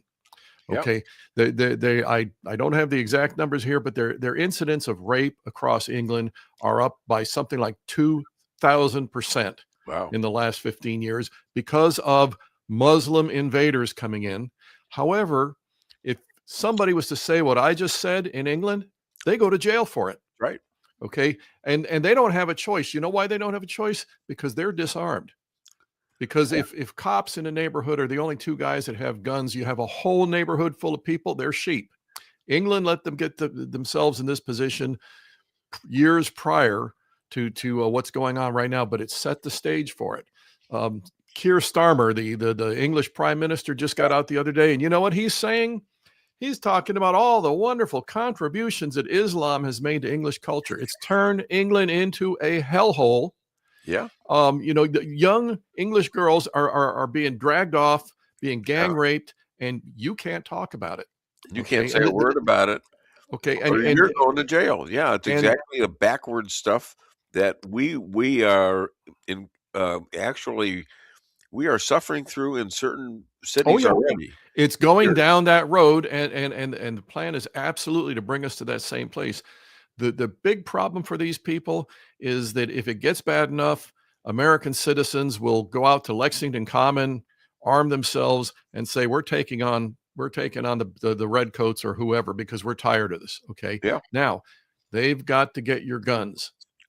And in their mind, if they get your guns, then you just have to roll over for them. There's a couple of things going on, a couple of bright lights going on different places around the world. Over at Giorgia Meloni in Italy, she's not standing for this garbage. What's the guy's name? Javier Milei in Argentina, he's not standing for it. Donald Trump isn't standing for it. But overall, the movement is that you and I, we want to just go about our daily business. Sure. They are constantly advancing. And what are you going to do about it? Well, you know what? If I could just back off a little bit, keep the peace, maybe I can keep going about my daily business. And this is how they keep tightening the noose on us. Yes. It's going on now. New York right now. Yeah. I looked at the stats the other day for non-white, non-American foreigners coming into New York. Yeah. And it looked like, frankly, like the rape statistics in England. It just starts skyrocketing to the point where white American patriots are a minority in New York. And I'm talking New York City. That's how Mamdani got in the first place. Okay. It's a bunch of foreigners voting for a hostile foreigner. Yeah. I'm sure you heard the quote from him. He's going to drag them. He's got a lot of power now. He's got power to make AOC and Bernie and all those other people and the governor of New York. He's going to pull them to the left with him. Well, as if they needed pulling. I mean, they're willing to, they don't want to listen to Coco, who is the governor. She doesn't want to go that far left, but he's going to. Respectfully, Dave, don't believe that for a second. She may be trying to tread lightly because she this isn't good PR for me. She has been pushing this ever. You saw her. You saw the whole movement, the whole COVID lockdown movement, everything she's done since then. It's this for her. It's like, and every leftist does this, including Mamdani, when it's like at some point we might have to sound reasonable because we don't want to scare people. But once we've got them, once we got the noose around their neck, then they're going to find out what we really mean and what we really are. But then it's too late. Then they're putting on a show that she's not agreeing with some of this stuff. Oh yeah. I guarantee you they're putting on a show, and they'll do that. Obama did that at times. ISIS, they're a bit extreme, except he didn't call them ISIS. He called them ISIL because that was more respectful. Okay. But the point is that, and look what's going on in Iran right now. And again, all these things tie together. Now, Iran, what you're seeing is the people finally saying we've had enough. Right. But those people, it was their previous generation who got sucked into this oppressive nightmare, because the Ayatollahs were going to create utopia. They were going to create Islam dreamland in Iran, and it became a nightmare. I don't quickly. think they really wanted the mullahs there. I don't think the average back in the 70s. Back in the 70s, I think they were showing up in downtown Tehran to get the Shah out because we need to go back to Islamic fundamentalism because that's utopia. It was a lie. They were fooled. They were duped. Yeah, but this is how they do it. They convinced enough of the Muslims there to do it. The Persians exactly. They love Israel, for God's sakes. The Persians. Well, there are a bunch of those that they see the freedom, they see the difference in the two cultures, and yeah, there's a lot of that. But the Death to America crowd, they were the college kids of America in 2026, 2025, 2026. They were the college kids of America who grabbed onto this banner. They were all out. How many American college kids would last a day in Gaza, living among the Palestinians the way they live? But they're all out there championing the Palestinians, and they're talking about Gaza genocide. Israel is evil. It's propaganda. It's mass hysteria, and it works. Well, it works, but I don't know if it's working so much anymore for the mullahs, because you know what? They got whipped. They got whipped bad by Israel and by the United States, and it's now they're claiming they're still at war with Israel and the United States. All right. And so that's going to be telltale, because I think it's either going to be a deal with our president right now, or it's going to be the end of Iran. The cries that they're still at war, that's an attempt that's right out of Mein Kampf. That's what the way Hitler did, is you create a common enemy. Everybody fears a common enemy. Now they rally with you. And that's what the mullahs are trying to do. Hey, look, you people better not be fighting against us, because we're protecting you from those evil Israelis and Americans. Yeah. It's a desperate attempt at rallying everybody. Yeah, I know it's laughable. You're right. But they're fighting back. The Persians are turning on the mullahs. Exactly. So what the mullahs have got to do is convince them that, hey, if you turn on us, that enemy is going to destroy you. They're a common enemy that you need to join with us to fight. This is how they work. You could take it. Mao did this. Lenin did this. This is exactly how the Marxists and the Islamists, which the overlap between those two ideologies is extreme. They're kindred. This is how they operate. They can't. They cannot physical force and killing people who protest in order to. When all else fails, absolutely. Yeah, they got to get in that position, though. And I think they're starting to kill people over there. Oh yeah. But the common citizen is saying that, you know what, sitting around at this point may be worse than actually going out in the street and getting shot at. And when the people get to that point, one thing that the common citizen needs is some sort of armament to actually fight back. If Trump wanted Iran overthrown today, one of the things he could do is send over a fleet of C-130s dropping boxes of AR-15s into the streets, and it would be over. Now, for whatever reason, he's not doing that yet. He might. And you know what? You want to hear something scary? Yeah, what? We're almost at the point where that's what needs to happen in England. Yeah. Because when you look at the way the common citizen is being stomped into the ground. Yeah, they're just about gone. Yeah, they are, they really are. But they don't want it. The problem is that for years the common citizen said, you know what? We don't want school shootings like they have in America. That's the worst thing that can happen. Just No, give this up is a our lot guns. worse, people. But they willingly allowed themselves to be disarmed.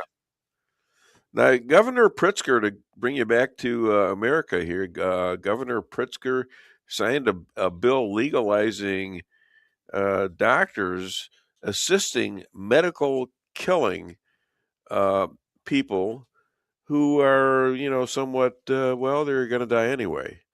Now, what happened to the old saying, thou shalt not do harm for doctors? You're talking about the Hippocratic Oath. Yes. Yeah. Those things only mean as much as we expect them to mean. Okay.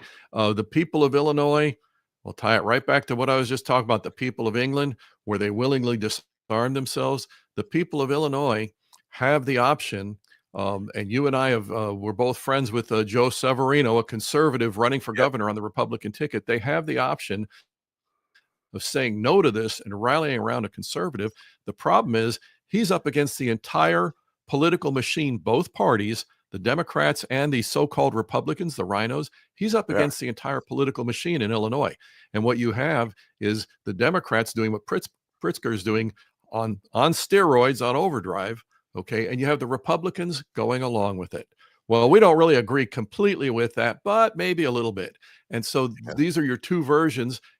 And the average voter goes, okay, I have either Obama or Mitt Romney. You know what? I'm going to sit home, and the Obamas win. Okay. And I'm comparing Pritzker to Obama there. And when you have a real conservative, you have somebody like Donald Trump that shows up. If you remember 2016, the entire Republican Party was against Donald Trump. And he had to basically run the campaign on his own. You know why? They were telling us the future of the Republican Party was Jeb Bush. That was what's going to fix America, was Jeb Bush. Okay. A plate of cold, wet mashed potatoes was going to fix America. But this is how the political machines do it. And it takes people like Donald Trump, like Joe Severino, like Javier Milei in Argentina. Going to do this now? How's he doing? First of all, well, I called him several times to get on the show. He didn't respond. So he's fighting an uphill battle because he's fighting both parties. Yeah, and so it can be done. We've seen it done, but it's a real challenge. Sure. So he's the party is blocking him out of town forums and things like that. So he's got to go out and campaign strictly on his own. So the Republican Party is blocking the Republican Party in Illinois is in bed with the Democrats. Who are they running then? Who's the favorite? Oh, they got a couple of guys on there. They got a child molester. They got a Jeb Bush. They've got a John McCain. I'm not even going to mention these people by name because I mean it's the corrupt rhino swamp, which is no different than the Democrat swamp. They just put an elephant in front of it. Yeah. And this is the way they do things. And so a real conservative comes up and suddenly it's like, take Mitt Romney. Just use him as an example. Did you ever hear him attack the Democrats and condemn the Democrats the way he condemned Donald Trump? He never did. He was always reaching across the aisle and being friends and building bridges. And then Donald Trump does something. Well, that's when Mitt Romney finds his voice. My one interaction with Trump was after the 2012 election. It was about 2014, I believe. Was it, honey, or is it 2013? All right. Anyways, Trump was in a side room at CPAC. I think it was 2015, maybe. I don't think so. Okay. It wasn't that soon, but it was about 2014. And he says, I don't know about Romney. I gave him money and I just didn't understand. Yeah, he had a lot of learning to do. I said, so I yelled, I says, you know what? He lost because he laid down in the last. Exactly. And Trump looked around and says, well, yeah, maybe that's right. Yeah, Trump had a lot of learning to do. Now he's behind me. He's behind me, staring at me. It's scary. Let me just give you an example. You want to talk about rhinos and how they sell us out. Ohio Governor Mike DeWine. Okay. Yeah. When now all of this stuff that came out with Minnesota and the Somalis, which we can talk all day about that. Okay, billions of dollars. Okay, and it came out. Well, it turns out. Imagine this, Dave. Now hold on to your seat here. This may knock you over and surprise you. It's happening in other states as well. Are you shocked? No, I've been talking about not this one all bit. morning. Don't not try one to bit. outshoot me here. And it's going on in Illinois. Okay, it's going on in Ohio now. Republican. It's going on all over the world. Exactly. Republican Governor Mike DeWine. You know what he said about all the billions of dollars that the Somalis have been ripping off in Ohio? Mine. Where's mine? That's what he said. He said it's. I quote here. He said it's the cost of doing business. Okay, where's mine? Yeah. Well, you don't get one. You're an American who waves the flag. You're not gonna help the political establishment that way.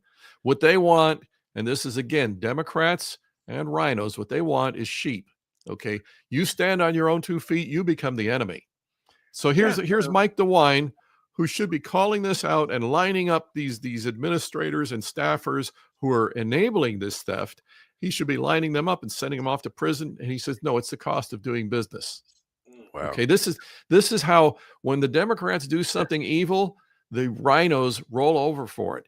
You do something conservative, and all of a sudden the rhinos find their voice to say, no, you're a racist or you're something else. They're good. Suddenly these rhinos have a backbone. Say something here.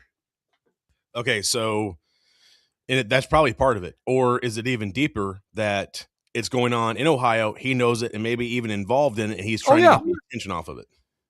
Yeah, absolutely. I mean, absolutely. You're absolutely right, JP. That's why I said the Democrats are out in the open as leftists. The rhinos, they go along with everything, they enable everything, and then come election time, they all morph into the second coming of Ronald Reagan, because that's how the voter on the street goes, oh, that guy sounds good, I'll vote for him. Right now, Tampon Tim he's blaming Donald Trump for this. Oh, yeah. Okay, it's Trump's fault. And that's about the 18th different excuse that Waltz has made in the last 2 weeks since all of this broke loose. Well, it's under study. We haven't done it. We haven't. And one thing. Okay, and I'll get JP if he'll hold up my book again, because here's one of the points I make in there, and it still works, and it still infuriates me. Leftists will say anything in the moment to win the argument. Yeah. And if they have to say what you just said, Dave, they'll say it, and then they'll contradict themselves in the next moment, because it's not a matter of arriving at truth. Yeah. The difference between them and us. Sometimes people go along with it, and then by the time they figure it out, it's too late. That's the ploy. That is exactly it. Yeah. Yeah, incredible.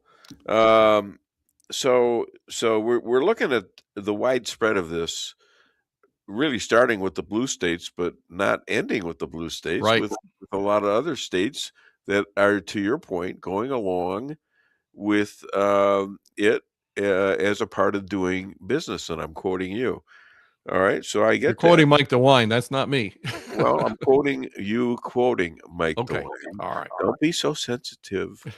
I wasn't trying to insult you that time. Okay. That time. Yeah. I'm watching. All right. So other than blaming Trump for everything, when will the mainstream media break down and tell the truth?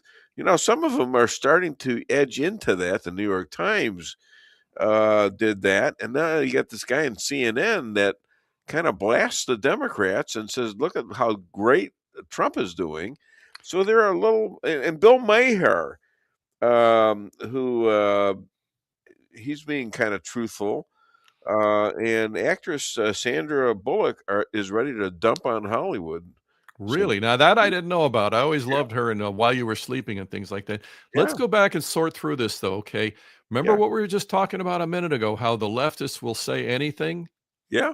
Okay. Some of these people, some of them, and you're going to have to watch, some of them will try to sound conservative so that the next time they lie to you, you believe them. Okay. It's no different than Mao, Mamdani, Castro, the rest of us. No different than that. Some of them, though, are looking at this, and I could show you books by Chinese communist dissidents who helped Mao get into power. Yeah. And then they went, wow, we created a monster. Yeah. Okay. Some of these people will wake up and say, this is not a good thing. And, I thought this was going to be bringing in bliss and utopia for us, and it really isn't. Some of them wake up. Okay, we have to watch carefully. I will tell you this. There was somebody on CBS News the other day that said much the same thing. People don't believe us because we haven't been telling the truth. Okay, that sounds good. Now let's watch the guy next week. Is he telling the truth? Has there been a difference? And typically you know those people are real because they'll get fired and they're out the door, and then they're doing online podcasts or whatever to try and get the word out. Or the ones that are just propagandists, they tell the lie. It sounds good. Maybe people say, okay, maybe I'll give CBS another chance, and CBS keeps lying to you. Yeah. Well, the problem is ratings. They got to have ratings, and the ratings aren't there for the complete anti-Trump mantra, which seemed to work a lot better in his first term, and they thought they had him buried, and he wasn't. He came back. So they're kind of now in the situation where we've seen 4 years of Obama and Biden, and even before that, during Obama's term as president, and it's looking like we may have woken up a lot of people that were paying attention to what Biden was saying during his term, and figuring out after even Obama came back and tried to stop the bleeding by supporting Kamala. Okay, and this is what the Dave Weinbaums of the world have accomplished. Well, I hope the so. Dave Weinbaums of the world keep shining the light into the darkness. Well, and that's why we have the Chris Adamos on the show, so that he. I'm on here to promote pizza in Cheyenne, Wyoming. Yeah, I know. No, but seriously, I don't want to be too divergent here. You're absolutely right. We've got a task ahead of us, but we're fighting on several fronts right now, and we've got to recognize. Let me just give you an idea here. I mentioned a word here, a phrase you haven't heard in a couple of weeks. Ever since the Somali thing started, you have not heard one word anywhere, even from conservatives, about Crossfire Hurricane. Remember Crossfire Hurricane? That was where they tried to infiltrate the first Trump administration with Brennan, Clapper, and all them, and all the subversion and everything. But the point is, maybe there's just not enough time, because I didn't have that down, but I did say something about it then. But there's so much new news every day, and you got to get that out. Exactly, and that's part of the strategy.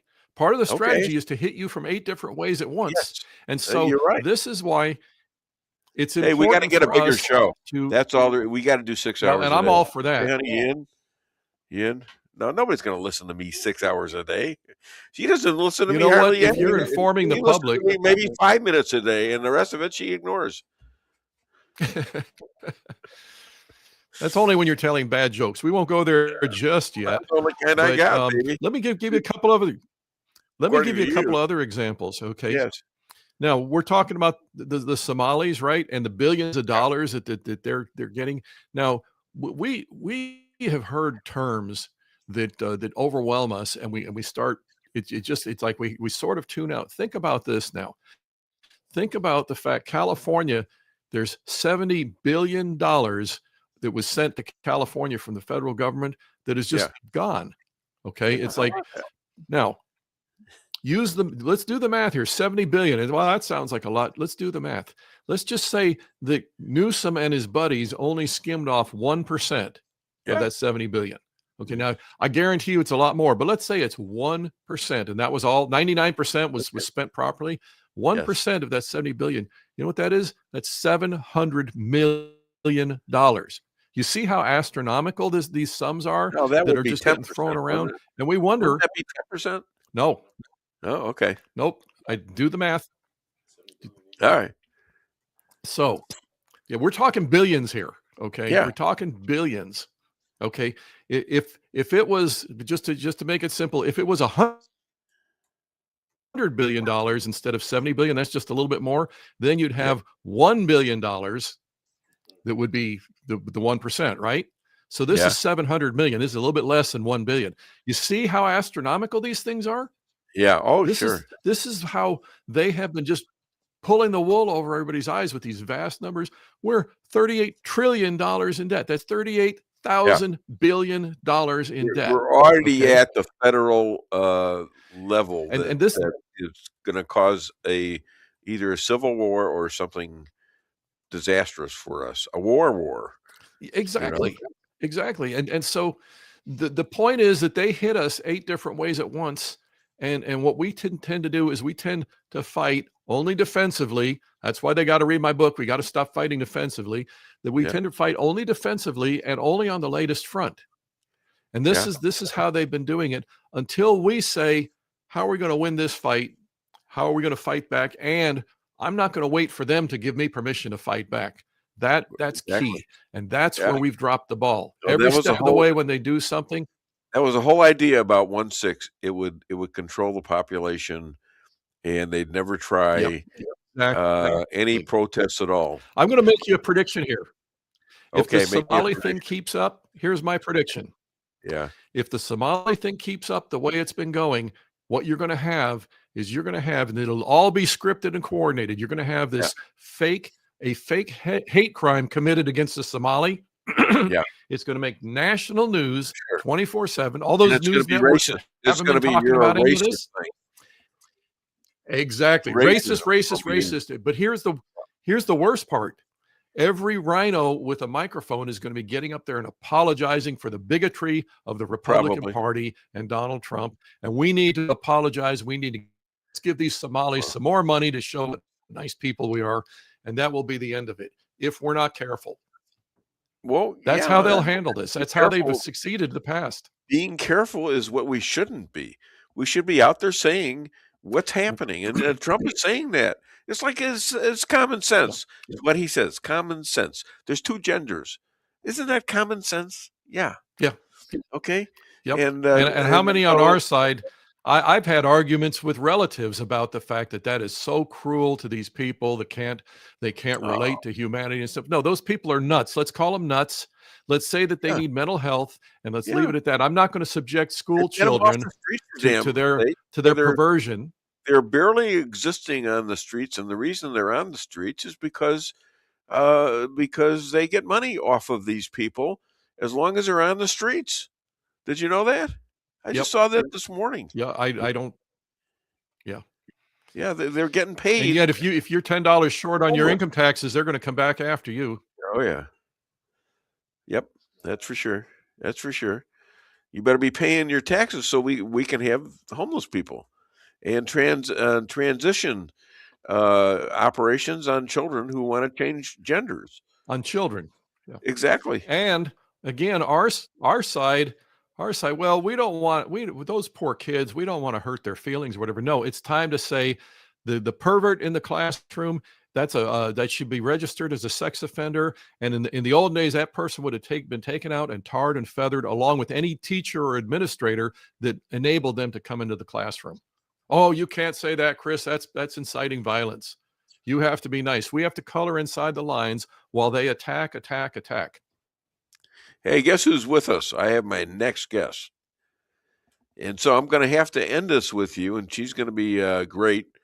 Look at her. She's preparing herself. She's playing with her hair. I can tell that. So my friend here, other than Dave Weinbaum Show, where can people find you? Buy your book. I have been writing lately. I'm probably going to get back into that. But my book is available at Amazon. Our side still needs it. We still need to learn how to fight on offense, because if you fight on defense, you lose. So yeah, go to Amazon and Rules for Defeating Radicals. Okay, we got it. Chris asked me to give him some space. I asked, don't you have enough between your ears? Oh, that hurt. Okay. Okay. Well, yeah, it was kind of meant to. All right. Listen, thank you. What did Oh, man. I thought he wiped you out. All right. Thanks, Chris. You have a great weekend. Okay. Happy New Year. You take care. Keep fighting the good fight, Dave. I'll do my best. All right, my next guest is on. There she is. Oh my God, I can see you. The last I time know. I couldn't see you at all, hardly. Oh, really? Didn't know that. This young lady is she's a runner. She's an author, Gen Z leader. She's 18 years old, political follower of MAGA and Trump. Please welcome all the way from California, I believe, Jordan Brace. Hi, thank you for having me on. Where else do you get applause, huh? That's awesome. Thank you so much for having me on again. It's a pleasure. The pleasure's mine. And as a Californian, why has the GOP, as the Republicans, stopped the takeover of your state by the liberals?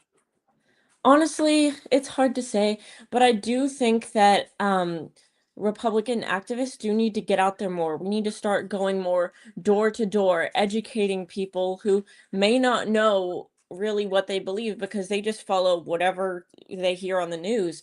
Because I actually looked it up, and I mean, this is pretty much a given, but the percentage of liberals and Democrats far outweighs Republicans and conservatives in California. And the problem is those percentages of Democrats and Republicans and liberals and conservatives also don't add up to 100%. Jeez. So not Somebody everyone cheating is there? registering to vote. Not everyone's getting involved like they should be. Yeah. Is there a lot of cheating going on? I mean, I know there's cheating going on everywhere, but especially California. Oh, absolutely. The mail-in ballots are the problem. People don't want to stand in a long line in the cold or the heat or whatever the weather looks like, and they don't want to wait and send in their votes through an actual ballot box. So they mail it in, and then their vote gets corrupted. Yeah. And look at how they govern. My God, they're horrible. Oh, I mean, absolutely. oh my God. Newsom for president? Your thoughts? No. Is he gonna run? Honestly, it's hard to say. He's talked about it. He flip-flops. He talks about it one moment, the next moment he doesn't. I think if he did run, he would lose because I think people are smart enough to know that he's an idiot. But honestly, I wouldn't put it past him to try because I think he has enough of an ego to do that. Yeah, he's a rich idiot though, with all the scams up there. My gosh. Yeah, and again, back to the mail-in ballots, so he has that advantage And too. that's a scam, and Trump's trying to get rid of that, and he ought to be able to. They've proved now that the 2020 election was stolen. Oh, it definitely was. Even in Georgia, they found all the votes that were stolen, and Trump won He that did. 2020 election. But in a way, it's a blessing because we got to see what the Democratic Party really is. All right, Yep. it took the robe out of the off your back, and the sunglasses turned into real glasses that you could see through, and they were evil right to the get-go, and still are. And there's I can't see anybody leading that party. Can you? No, I think that in 2020, and as it was proven that they stole the election, the Democrats really showed their true colors, and I think that a lot of people started to take off the rose-colored glasses and realize that this party is corrupt. Yeah, that was the words I was looking for. Rose-colored. Yeah. Yeah, that's what I figured you meant. Thank you. Yeah, it's good. You're correcting me, honey. She's correcting me. Oh, Does shoot. that sound familiar? No, not my job today. My wife is here. Not her job today. Hi. How about that? So is the economy recovering after the Biden-Obama Kamala regime, do you think? Oh, most definitely. All right. Our interest rates are down. Actually, in one of my economics classes, she even told us that the interest rates were down just out of the blue. We're seeing lower crime rates. We're seeing lower inflation rates. We're seeing lower gas prices. Well, except in California. Again, thank you, Gavin Newsom. But yeah, everywhere else, the gas prices are looking better. Yeah. So is the country getting this now? They seem to have a well, it's not real yet. I mean, we're not really seeing the money come in. Do they understand what they were put through the Biden administration? I like to call it the Obama Biden administration because Yeah. most of the stuff that was done wrong were connected to Barack Obama. Yeah. So I think that the Republicans do know what they're getting into with this, but President Trump has been in office for not even a whole year yet. Yeah. It takes a long time to recover from that kind of damage that Sure. the auto pen, Biden, Obama, Kamala, whatever administration, all their damage is going to take a lot of time to recover. It might even take until the next administration to fully recover from all of that Exactly. because it was so bad. Yeah, I was out there saying, Trump 2028, he's not going to do it, but there's not enough time to fix all this. I All the know. damage they did, all the horrible things, all the corruption they had with China and Russia, and starting that war, all the wars they started, Ethiopia, not Ethiopia, but Afghanistan. Anyways, Yeah. who do you think will be on the tickets in 2028, both GOP and Dems? Honestly, I think this is especially true for like my generation. Yeah. I think, like we said, a lot of people are taking off the rose-colored glasses for the Democratic Party and realizing that they're corrupt. Yeah. And that if you are a Republican or if you are a conservative, that they want to silence you. But I think that more people, especially on the Republican side, are speaking out. They're educating people. I think that's become more of a trend, even though it's kind of been an issue that hasn't been happening. I think that it's happening more. And I think that JD Vance will run.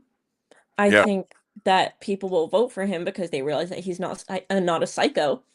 And Hey, hey, I'm not a psycho. yay! Unlike Gavin Newsom, who Let's might run. put up a sign. JD Vance, I'm not a psycho. That's great.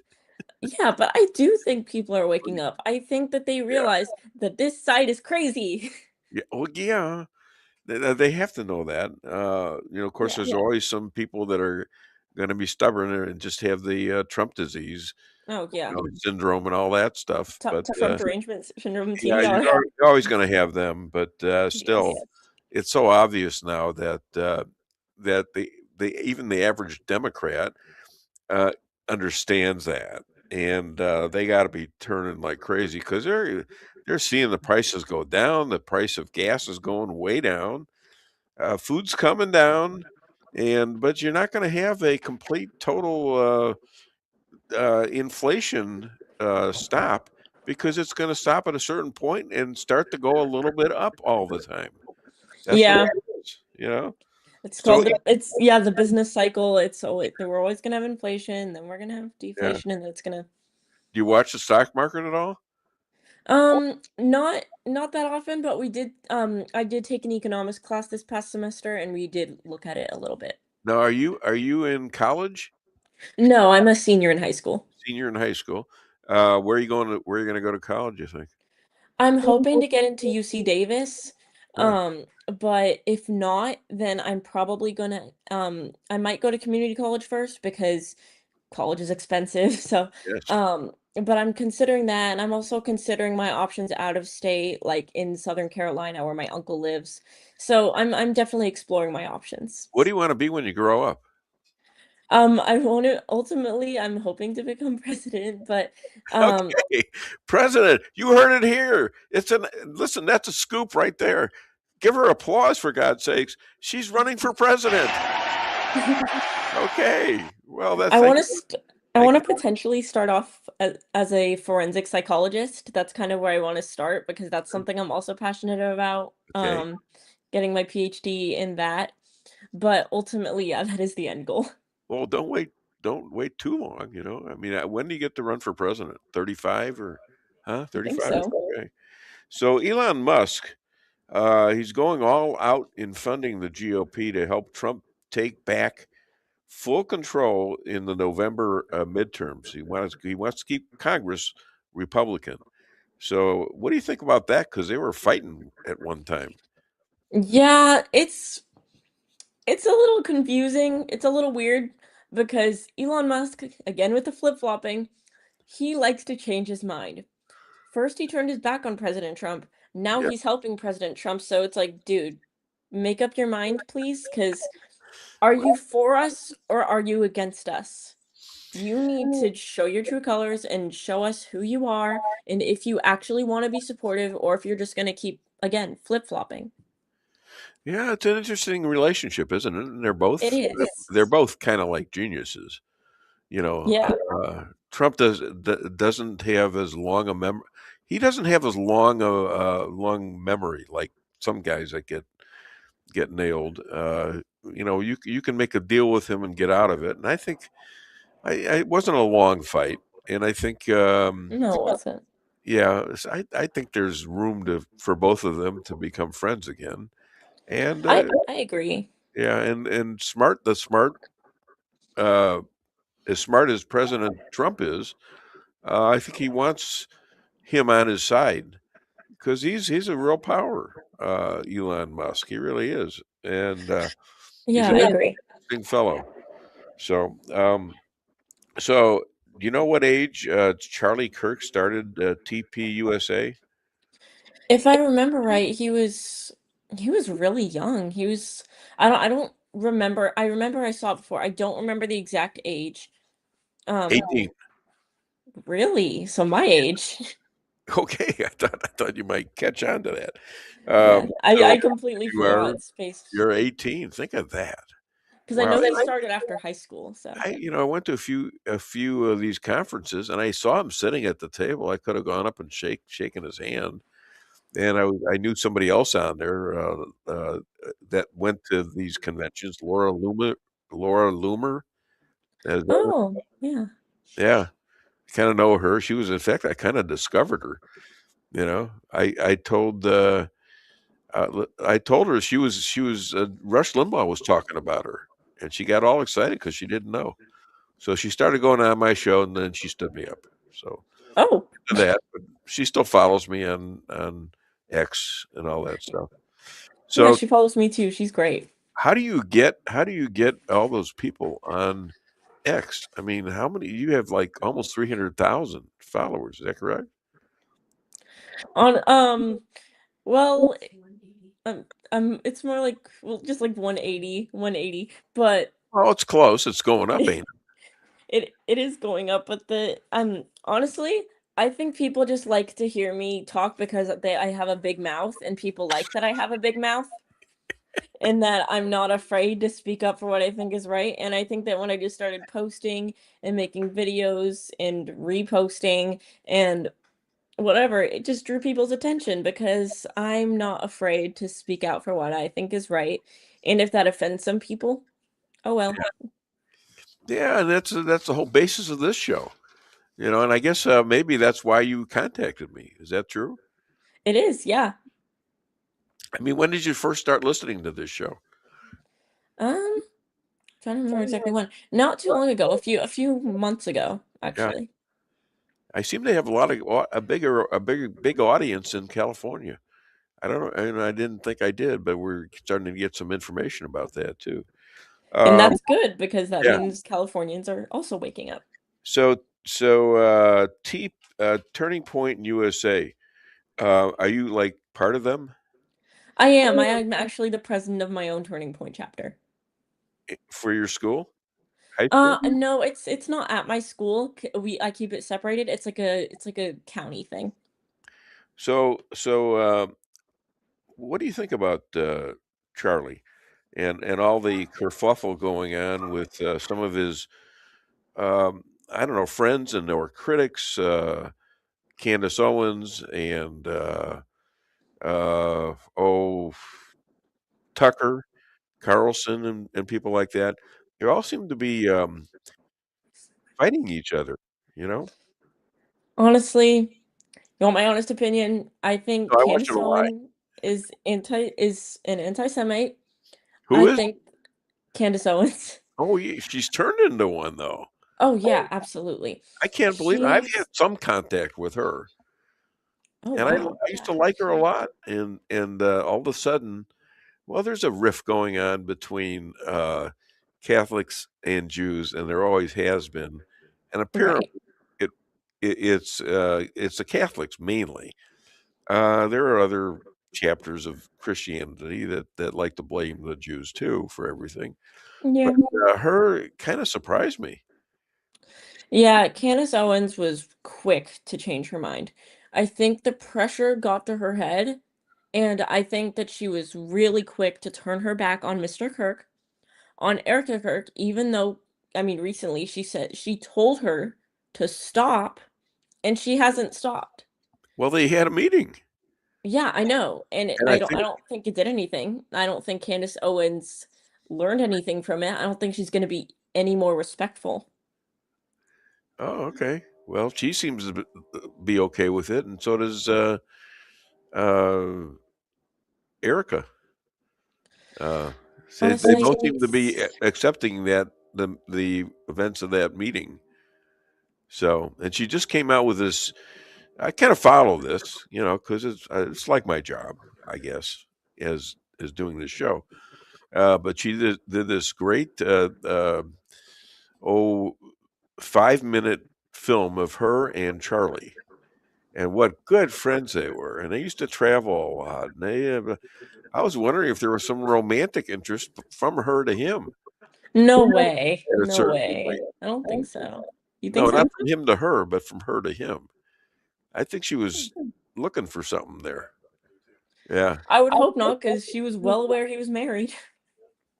Okay. It wouldn't be the first time something like that. No, that was before he got married, I think. Oh, I think. I don't know. I'm not sure about the dates exactly. yeah. I'm not sure either. So, what else do you want to talk about? You're in track, right? I am, yeah. My season officially starts in February. Oh, that's fun. Well, you're in California. So, so what do you run? I What run are the oh, Go sorry, ahead. go ahead. No, go ahead. What are the events that you enter into? I run distance, so I run the 800, the 1600, and the 3200. I don't actually, I never do. I don't get to pick the events that I do for each meet, but I always do like one of those three or two of those three, or sometimes all three in one meet. But it's up to either my coach or the people in charge of the meet. So, are you pretty good at it? I'd like to think so. I'm always trying to get better though. Yeah. Well, that's what you got to do. I don't know. Do you watch any football this weekend or? Um, no, I I didn't watch don't. any, did I, honey? No, I didn't watch any games at all. Yeah, I don't watch sports very often, but when Yeah. I do, I mainly watch like basketball or something. Basketball, I like basketball. I love basketball too. Yeah. Yeah, that's a fun sport. So you're not very tall though, are you? No, I'm 5 foot. 5 foot. Yeah, I got a daughter that's 4 feet and 1/4 of an inch away from being 5 foot. Oh wow. I have a daughter, she's in her 40s now. So, anyways, and I'm short. I'm getting shorter. I think my peak was 5'5", and now I'm Still shrinking. taller than me. Well, now I'm shrinking. I'm old. What are you gonna do? But I love to golf. I'll tell you that. Golfing is something you can do your whole life. You know it, and it doesn't take much. You can play with people, without people. And it's a lot of fun. I really enjoy it. Yeah. So, Golfing is fun. I've just never been good at it. well, I wasn't very good at it either. I'm much better. I play with a guy. He's about a year older than I am. He's also a guy that's been on the show a lot. He's got books out there, and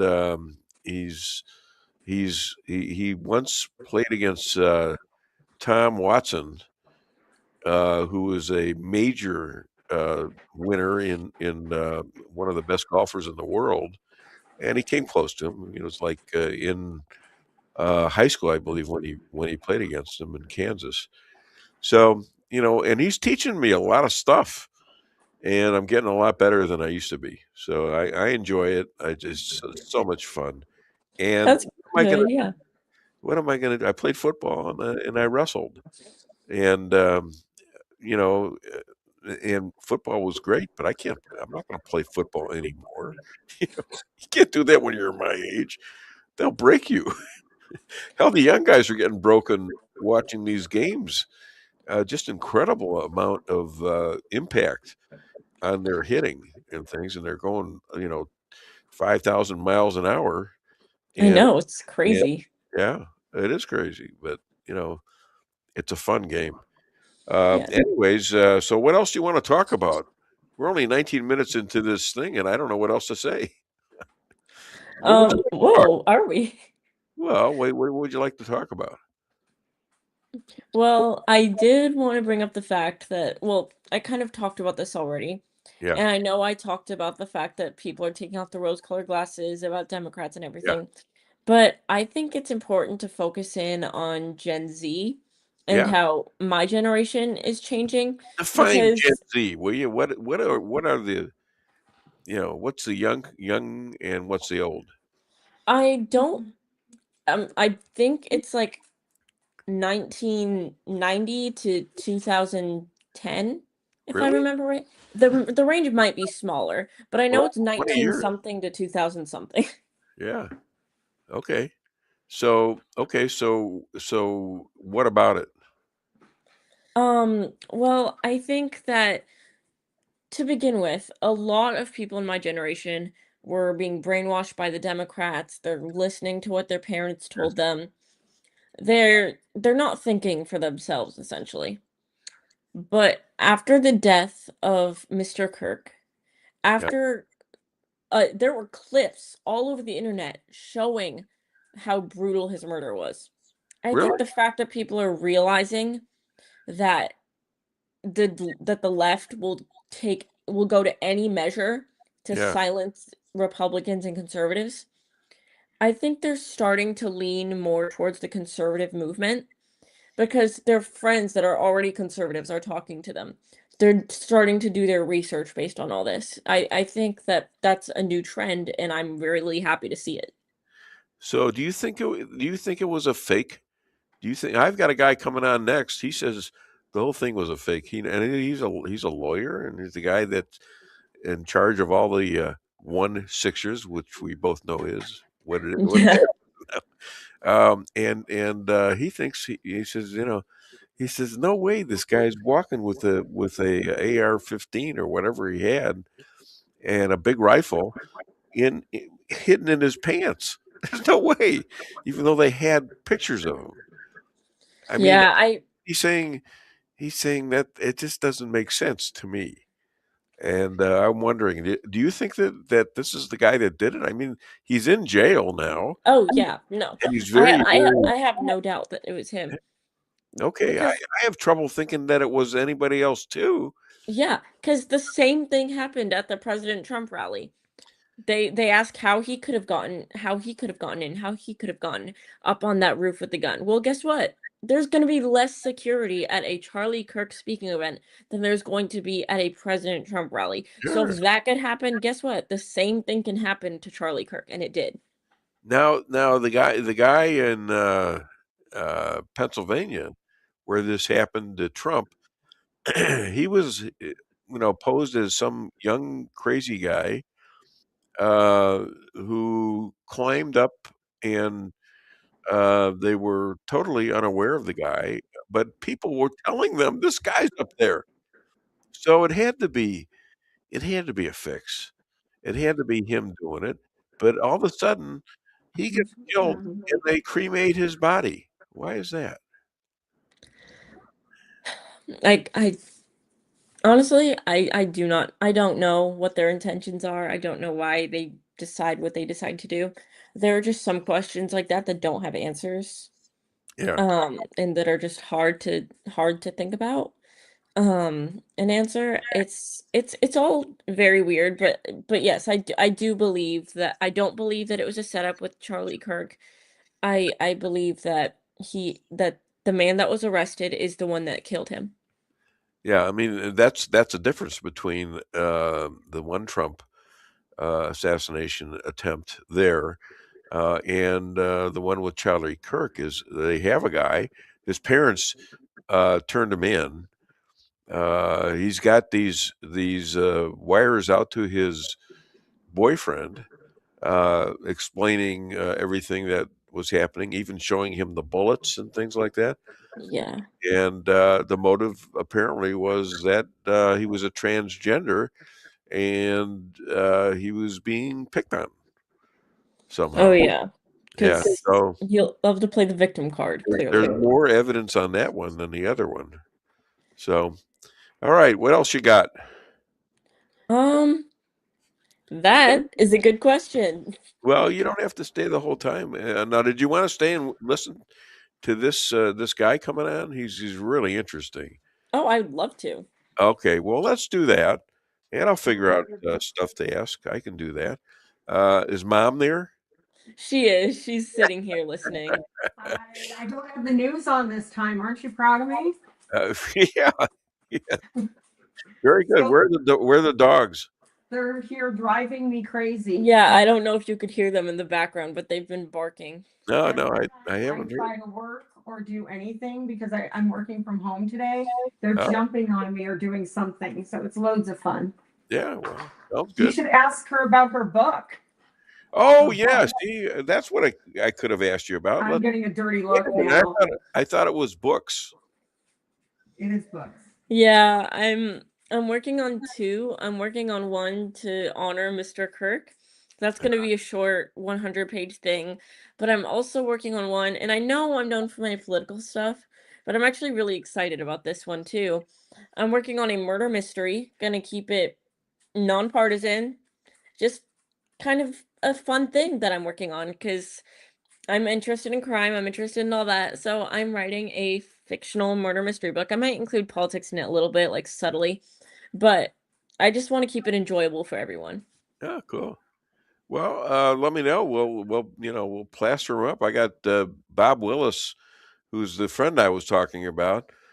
He's got a book out called The Last Buffalo in Kansas, and it's being sold all over the world now. And he's also written some kids' books, dog and cats, or something like dog and then cats, and even wrote a book about toads.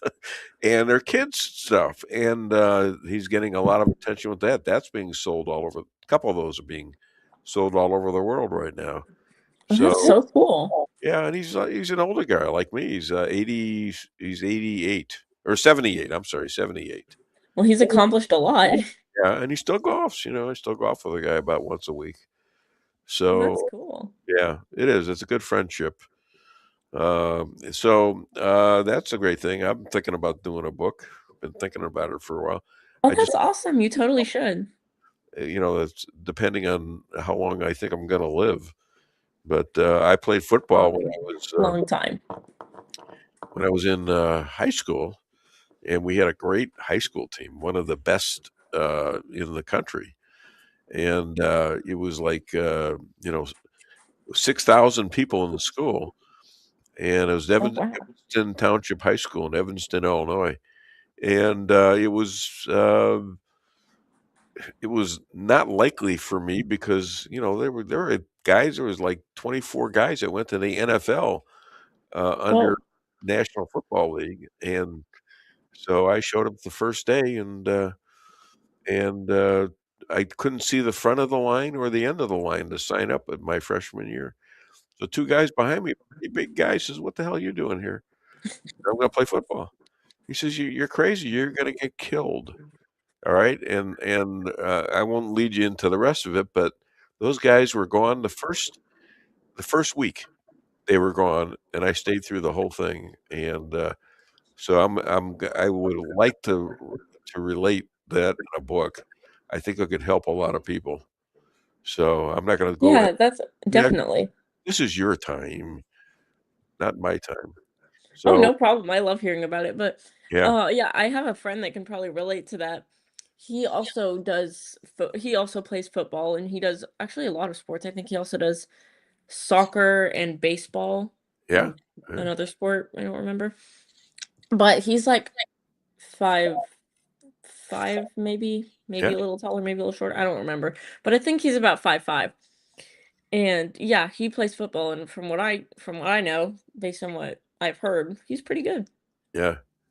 I got a grandson that's he wrestled as a freshman, 106 pounder, and he won 8th in the state as a freshman. And then at Mom! Sorry, it's my dogs. So embarrassed. There's no way to keep them quiet. Good Lord. You're crazy. They are completely crazy. That's pretty funny. Anyways, what was I talking about? Okay, so what was I talking about? My memory's gone too. Oh, your son. Yeah, my grandson. My Oh, grandson. right, grandson. Sorry. So he goes. He's 8th in the state in wrestling, and then he's out for golf. He gets eighth in the state in golf. That's so cool. Wow, that's really impressive. So now he's dropped that, and he is going to play golf exclusively. Okay, well, we got our next guest on, and we're going to introduce him. And you're welcome to stay on because I think you'll learn a lot from him. Yeah. He's a smart guy, and all you got to do is just ask him how smart he is. He'll tell you. He's a good friend. Him and his wife are American heroes who defended their lives and their home against 350 invaders with just an AR-15 and a tiny little gun, and he sent them scampering with 2 words: private property. Please welcome all the way from St. Louis, Missouri, Mark and Pat McCloskey. And Mark, I want to introduce you to a young lady who was just on my show and was on my show before, and her name is Jordan Brace, and she's running for president in probably 2035 or so. You just announced it on this show. All right. I'm claiming a scoop, a major scoop. Well, she's got to start fundraising now. She's going to need over $1 billion. Oh boy. Or steal it somewhere. Yeah, exactly. So maybe she can go up to Minnesota and start a daycare, right? So this guy, I was explaining her to you last week, and I said this guy who's on my show, he's the lawyer to all the 1-6ers, and she didn't know what that meant. I didn't understand. I'm not doing my job then, am I? I explained it to her now. It's no. I mean, she doesn't know who you are. She's going to know now that you are the guardian of the 1-6 people who were arrested, and some pardoned and some not, which is about 450 of them, right, or more. But 1,583 people got pardoned, and then there were 13 that did not, and the 13 were the guys like Enrique Tarrio and Rhodes and the other guys who were Proud Boys and Oath Keepers who had been convicted of seditious treason or whatever the crap it was, including Enrique, who's my favorite. I don't represent Enrique; he's got another lawyer. But for the sake of the young lady, Enrique was the president of the Proud Boys, which was a patriotic organization. By the way, they call him a racist, but he's a Hispanic gentleman himself. But he wasn't even in D.C. on January 6th. He was in Baltimore, and they convicted him, gave him 22 years in prison, even though he wasn't there at the time. One of the counts that they convicted him, count 6 of his indictment, was a destruction of government property, one of those bicycle barricades. Well, not that he conspired to do it, not that he inspired other people to do it, not that he encouraged people to do it, but that he himself did it, even though he was in Baltimore that day. He must have the longest goddamn arms in the world, right? Amazing. Yeah, So, the corruption was just so amazing. So I talked to his mother. She actually went on the show. Yeah. Enrique's mother, and Zuni Darate. Is he out yet, or He's what? out. He's running for Senate in Florida, actually. Okay. There's going to be a J6 reunion on January 6th. I unfortunately cannot be there, but Really? Enrique will be there, and Stuart Rose. Where? You don't want to get too close to Washington. No, it's going to be in D.C. But it's really a Ashley Babbitt memorial. It's a remembrance walk for Ashley Babbitt. Yeah. What's your reaction? What's your reaction, Jordan, about what he just said? I think that is. Did you know what he's saying beforehand? Oh yeah, I've been listening, and I think that's insane that someone who was not even around, that was in Baltimore, was being accused and prosecuted for something he wasn't even there for. Yeah. And you know, Jordan, a lot of my clients, I represent about 500 of these folks now out of the 1,583. A lot of these people, vast majority of them are just moms and dads and grandmas and grandpas up there celebrating, their First Amendment rights and protesting a stolen election.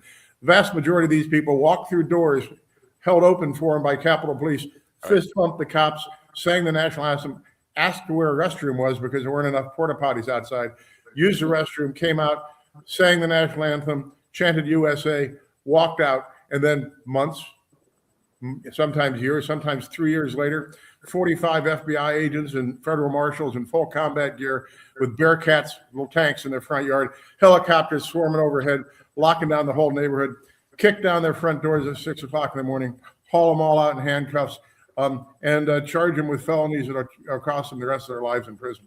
And pure, absolute political persecution.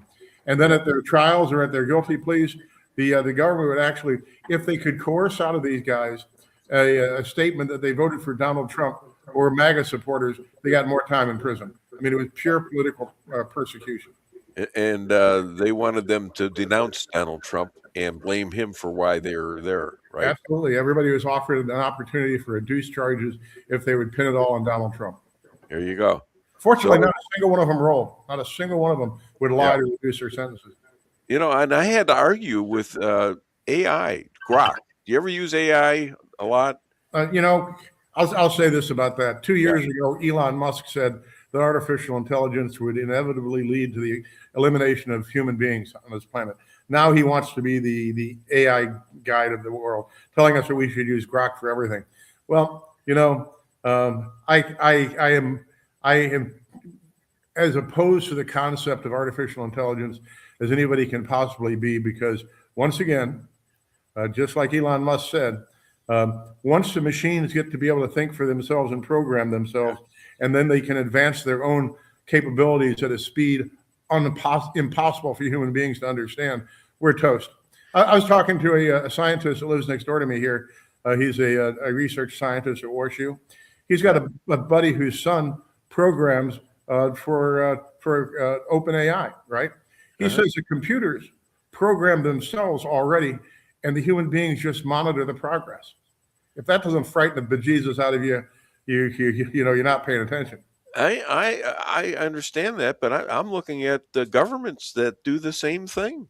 Oh yeah, governments do that in secrecy, and at least I can argue with AI. Now maybe they're going to come out eventually and get me.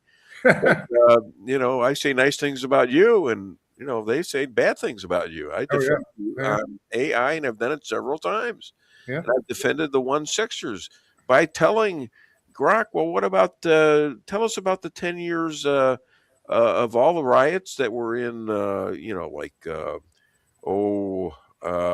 Oregon and Wisconsin, in places like that, and they had to admit that there was a lot more done, and I mean really a lot more done in terms of damage, life loss, rapes, people who were burned out of their own businesses and things like that than ever occurred on 1/6. Yeah. Well, and the bottom line is and I say this every time, but I just can't repeat it often enough. 1.6 was a setup. It was designed as early as September of 2020. And the concept was for three basic things. One, general deterrence, to send a message to the American people that if you resist, if you stand up, we will crush you. And then the specific deterrence for the people that were actually there. You accumulate Trump's most ardent supporters in one place, and then you try to foment a riot. And so it's about 2:00 in the afternoon on January the 6th, 2021. And it has been, as the left likes to say, a mostly peaceful protest up to that point in time. Everybody's just standing around singing, milling, waving their flags. And then for reasons that we have not yet discovered who gave the order, all of a sudden the cops start launching grenades into the crowd, firing rubber bullets, firing pepper balls. These flashbang grenades are not a benign thing. The product information safety sheet on them says they can cause fatal injuries, and they're blowing people's skin off their legs and off their faces. You got one client where you can see the rubber bullet sticking through his cheek into his mouth. And then that, needless to say, that inspired some reaction from the crowd. But this crowd was so well behaved, I might add. This crowd came there unarmed, unorganized, just there to protest. Not a single federal officer was killed. Several people on our side died. Ashley Babbitt was shot by a Capitol policeman for no reason whatsoever. Roseanne Boylan was beaten to death in the West Senate tunnel. Several of these insurrectionists who are just old farts like you and me died of heart attacks when they're there that day. He wasn't referring to you. Don't worry. Yeah. He's getting old, but he's not that stupid. Well, I'm working on it, though, Dave. He's a smart guy. I know that. Smart guy. Oh, my goodness. So you can tell I'm right. But, the bottom line is some of these guys did, 900 days in solitary confinement. 900 days. Under international law, anything more than 30 days is considered torture, right? 900 days in solitary. 1,100 days in prison. We've got folks who, when they were arrested, one of my favorite stories is when the cops kicked in the front door of this house. They're having the 4th birthday party for their son, and they've got balloons up and all these things. The FBI kicks in the door, pops all this 4-year-old's balloons, takes the dad's military uniform and destroys it, and haul them all outside in chains. Another one where 15-year-old daughter of this guy, Scott Christensen, he likes me to use his name because he's still very pissed about this. They kick in his doors, arrest him and his family, including his 15-year-old daughter, haul them all out in chains, and then make the 15-year-old daughter, who's in her nightgown, go back inside, undress, and redress in front of 15 FBI officers with their machine guns trained on her. I mean, this is for misdemeanor trespass charges, right? Misdemeanor trespass, which in the real world, if it wasn't January 6th, if you got prosecuted for it at all, they'd send you a ticket for $50 in the mail. Okay, so that's what scares me. What is AI going to do that's going to beat that? I mean, okay, maybe it will someday, but I don't see that. I think that's our real. If you ask AI who I am right now, if you look up Wikipedia, it says that I'm a former personal injury attorney in St. Louis. Well, I've educated them. They now come up and say who you are and what you've done, and I think maybe I've corrected that. Well, maybe so. For 2 years, if you Googled the McCloskey law firm, it said permanently closed. But all AI has to do is say that everything I'm saying now is a lie, and enough people. Here's a game plan, Dave and Jordan. The government knows, and the powers that be know, and the media knows, and AI knows that the number of people that are paying attention is so small, is such a small percentage of the American people, that they can disseminate the propaganda and it will be accepted as the truth by most people, or enough to win elections.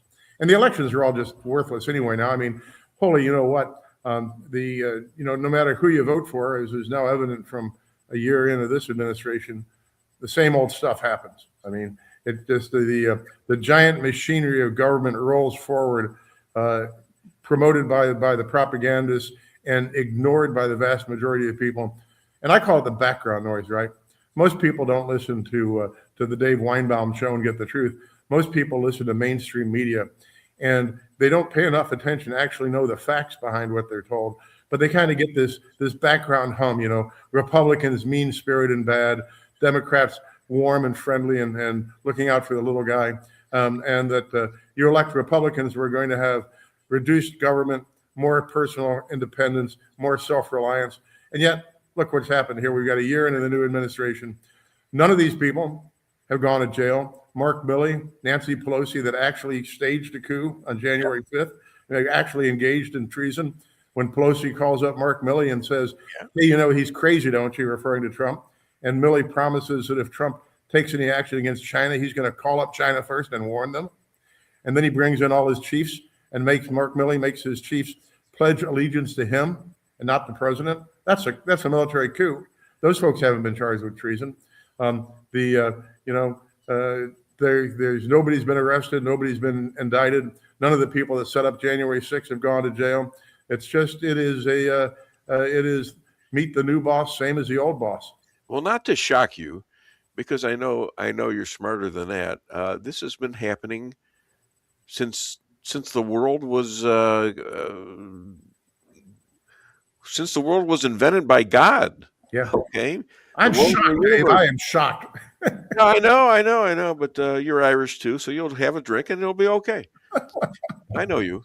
So I'm trying to teach this young lady here about what life is all about, and it's not one thing or the other. It's a lot of things that are pushed down your throat, and she knows this. She's now a member of, I think, the head of the group in TPU, and where at? I'm asking you, Jordan. Where are you in the TPU? Or TPA? Or is it TPUSA? TPUSA. Yeah.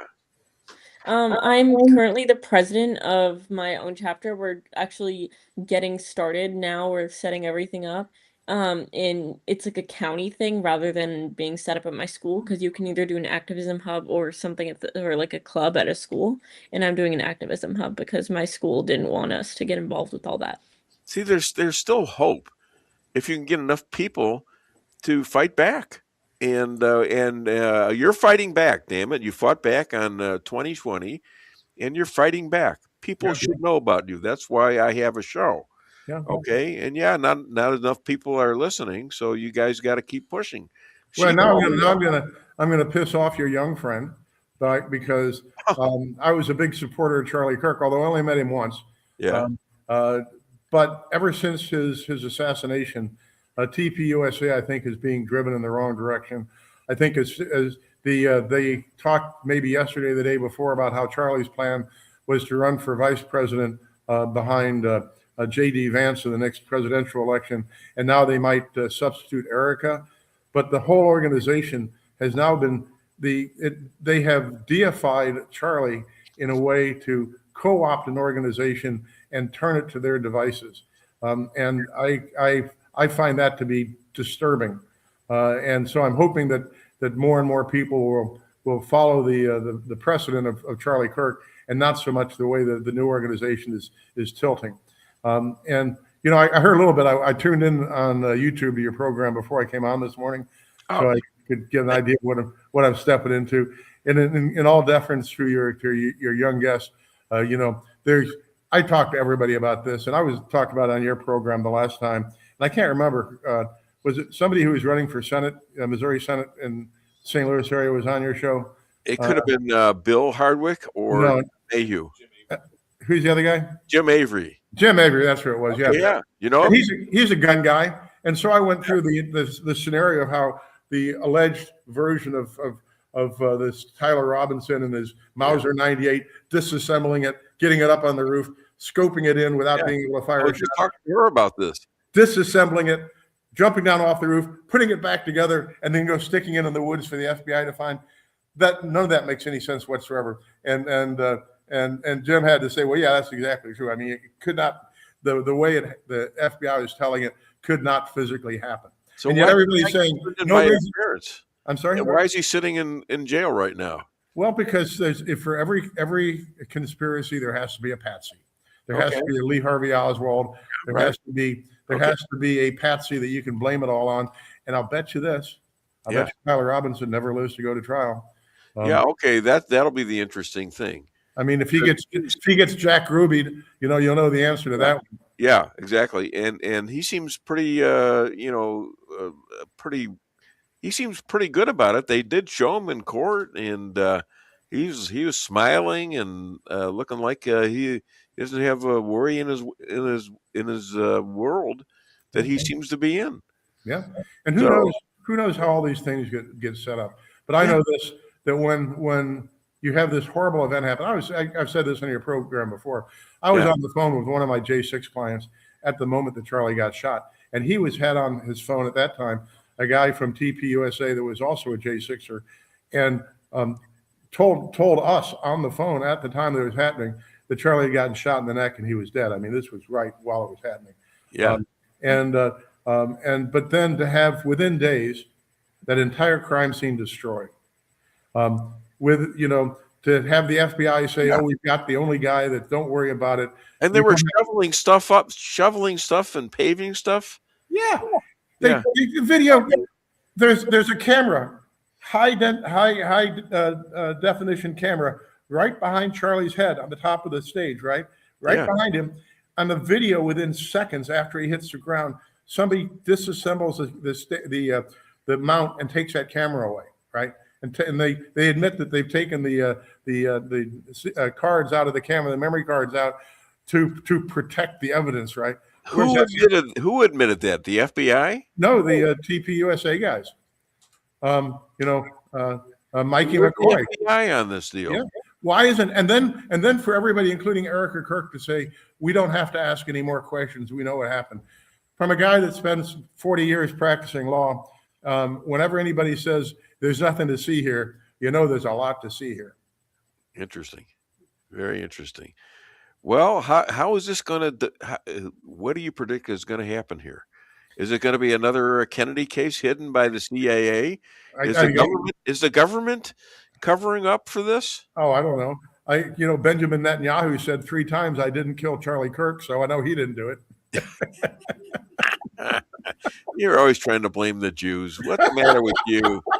Well, you brought up my Irish heritage, so I got to return the favor.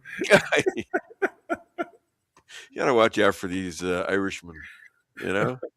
My best friend was an Irishman named Dave O'Reilly, and he died of COVID. He was my banker, and I know what he didn't die of COVID. I mean, he died from the shots. There's no doubt in my mind. Yeah, no question about it. And we talked about it. I'll tell you how insidious all this stuff is, and I will open the eyes of your young guest. Okay. Patty and I were on the Trump campaign back in 2020. We were on the team. By the way, where is Patty? She's sitting on the other side of the table. She just, the concept of getting up, getting makeup and hair on by 10:30 in the morning, on a Friday. It's just. Oh man. I hear her laughing in the background. Come on, Patricia. He's driving me crazy. You're the sensible one in the family. Come on. Oh, goodness. So we're on the Team Trump bus. This is now October of 2020, and we're on the bus with, amongst other people, Jason Smith, who's now the head of Ways and Means, and he's kind of a friend. Yeah, and he's pretty much down your neck of the woods. He's down Dent County guy. And Tommy. What's Tommy's last name? I'm glitching on it right now. Vice chair of the party. But we were all excited because we heard that the football coach. No. Okay. Gosh, he's a Dallas guy, friend of Don Jr., and I can't believe I'm glitching on it. He's a good friend of ours. But anyway, so we're all excited because the announcement was coming out that the COVID vaccine would be announced the week before the election, right? And they intentionally withheld the release of the vaccine until after the election so that Trump couldn't get credit for it. And see, this is how insidious conspiracies are, because they got me and my wife and Tommy Hicks and Jason Smith. We're all excited about the fact that this vaccine is going to come out and boost the president right before the election, only to find out later that the vaccine probably killed more people than Pol Pot. Yeah, 2020. Yeah. And so that's another thing hidden by AI or anyone, the government. Okay, the government, and I argue that with the AI, and I argue that too. I mean, and that was in 2021. My wife and I caught it, Yeah.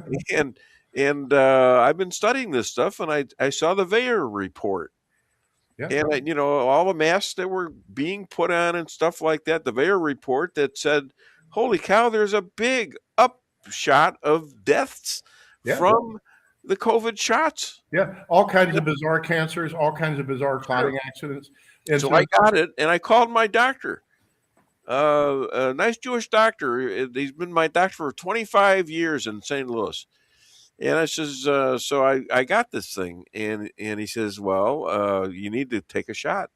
I says, what about the antibodies? I don't know anything about that. All I know is what I read in the Journal of Medicine, New England Journal of Medicine. Okay.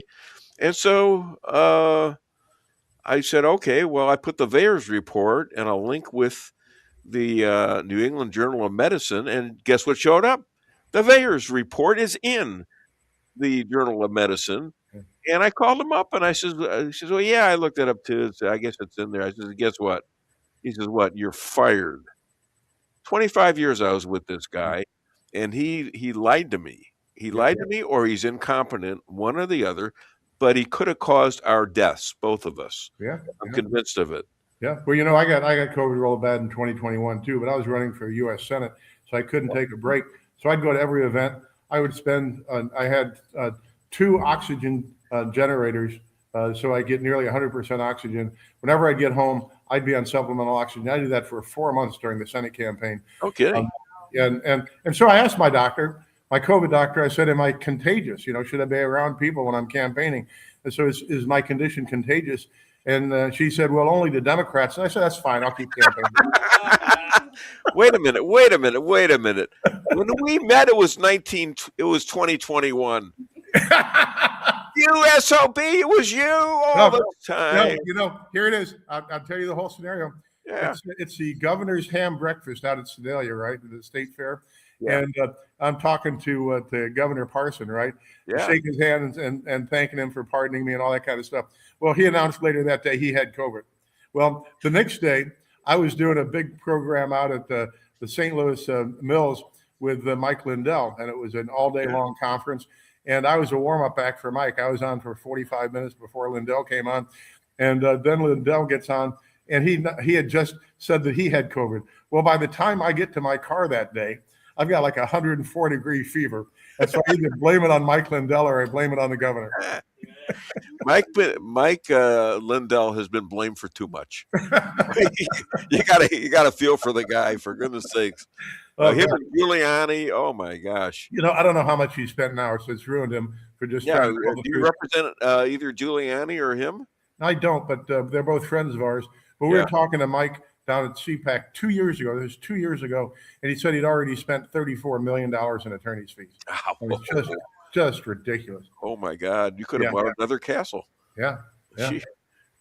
So, anyways, all right.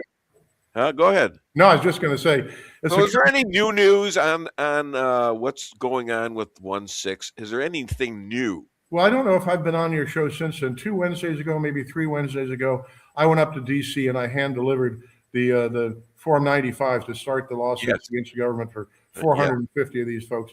But since then, my illustrious alleged partner, Peter Tickton, was at the White House, at Mar-a-Lago on New Year's Eve, and he was supposed to have a conference with the president about this. I texted him this morning to see if he got a chance to talk to El Presidente, and he hasn't written me back yet, but hopefully there'll be some movement there. I mean, that's at least you're going to have somebody talking to the president about this. My God, he's got to do something. These are all his supporters. These are his most ardent supporters. These are the meat of his supporters. Am I right, Jordan? The 1-6ers and MAGA. My gosh, how does he not respect that? Yeah. He's got to get in on this. Okay, I am so sorry that I've got to cut you off. Other than Dave Weinbaum's show.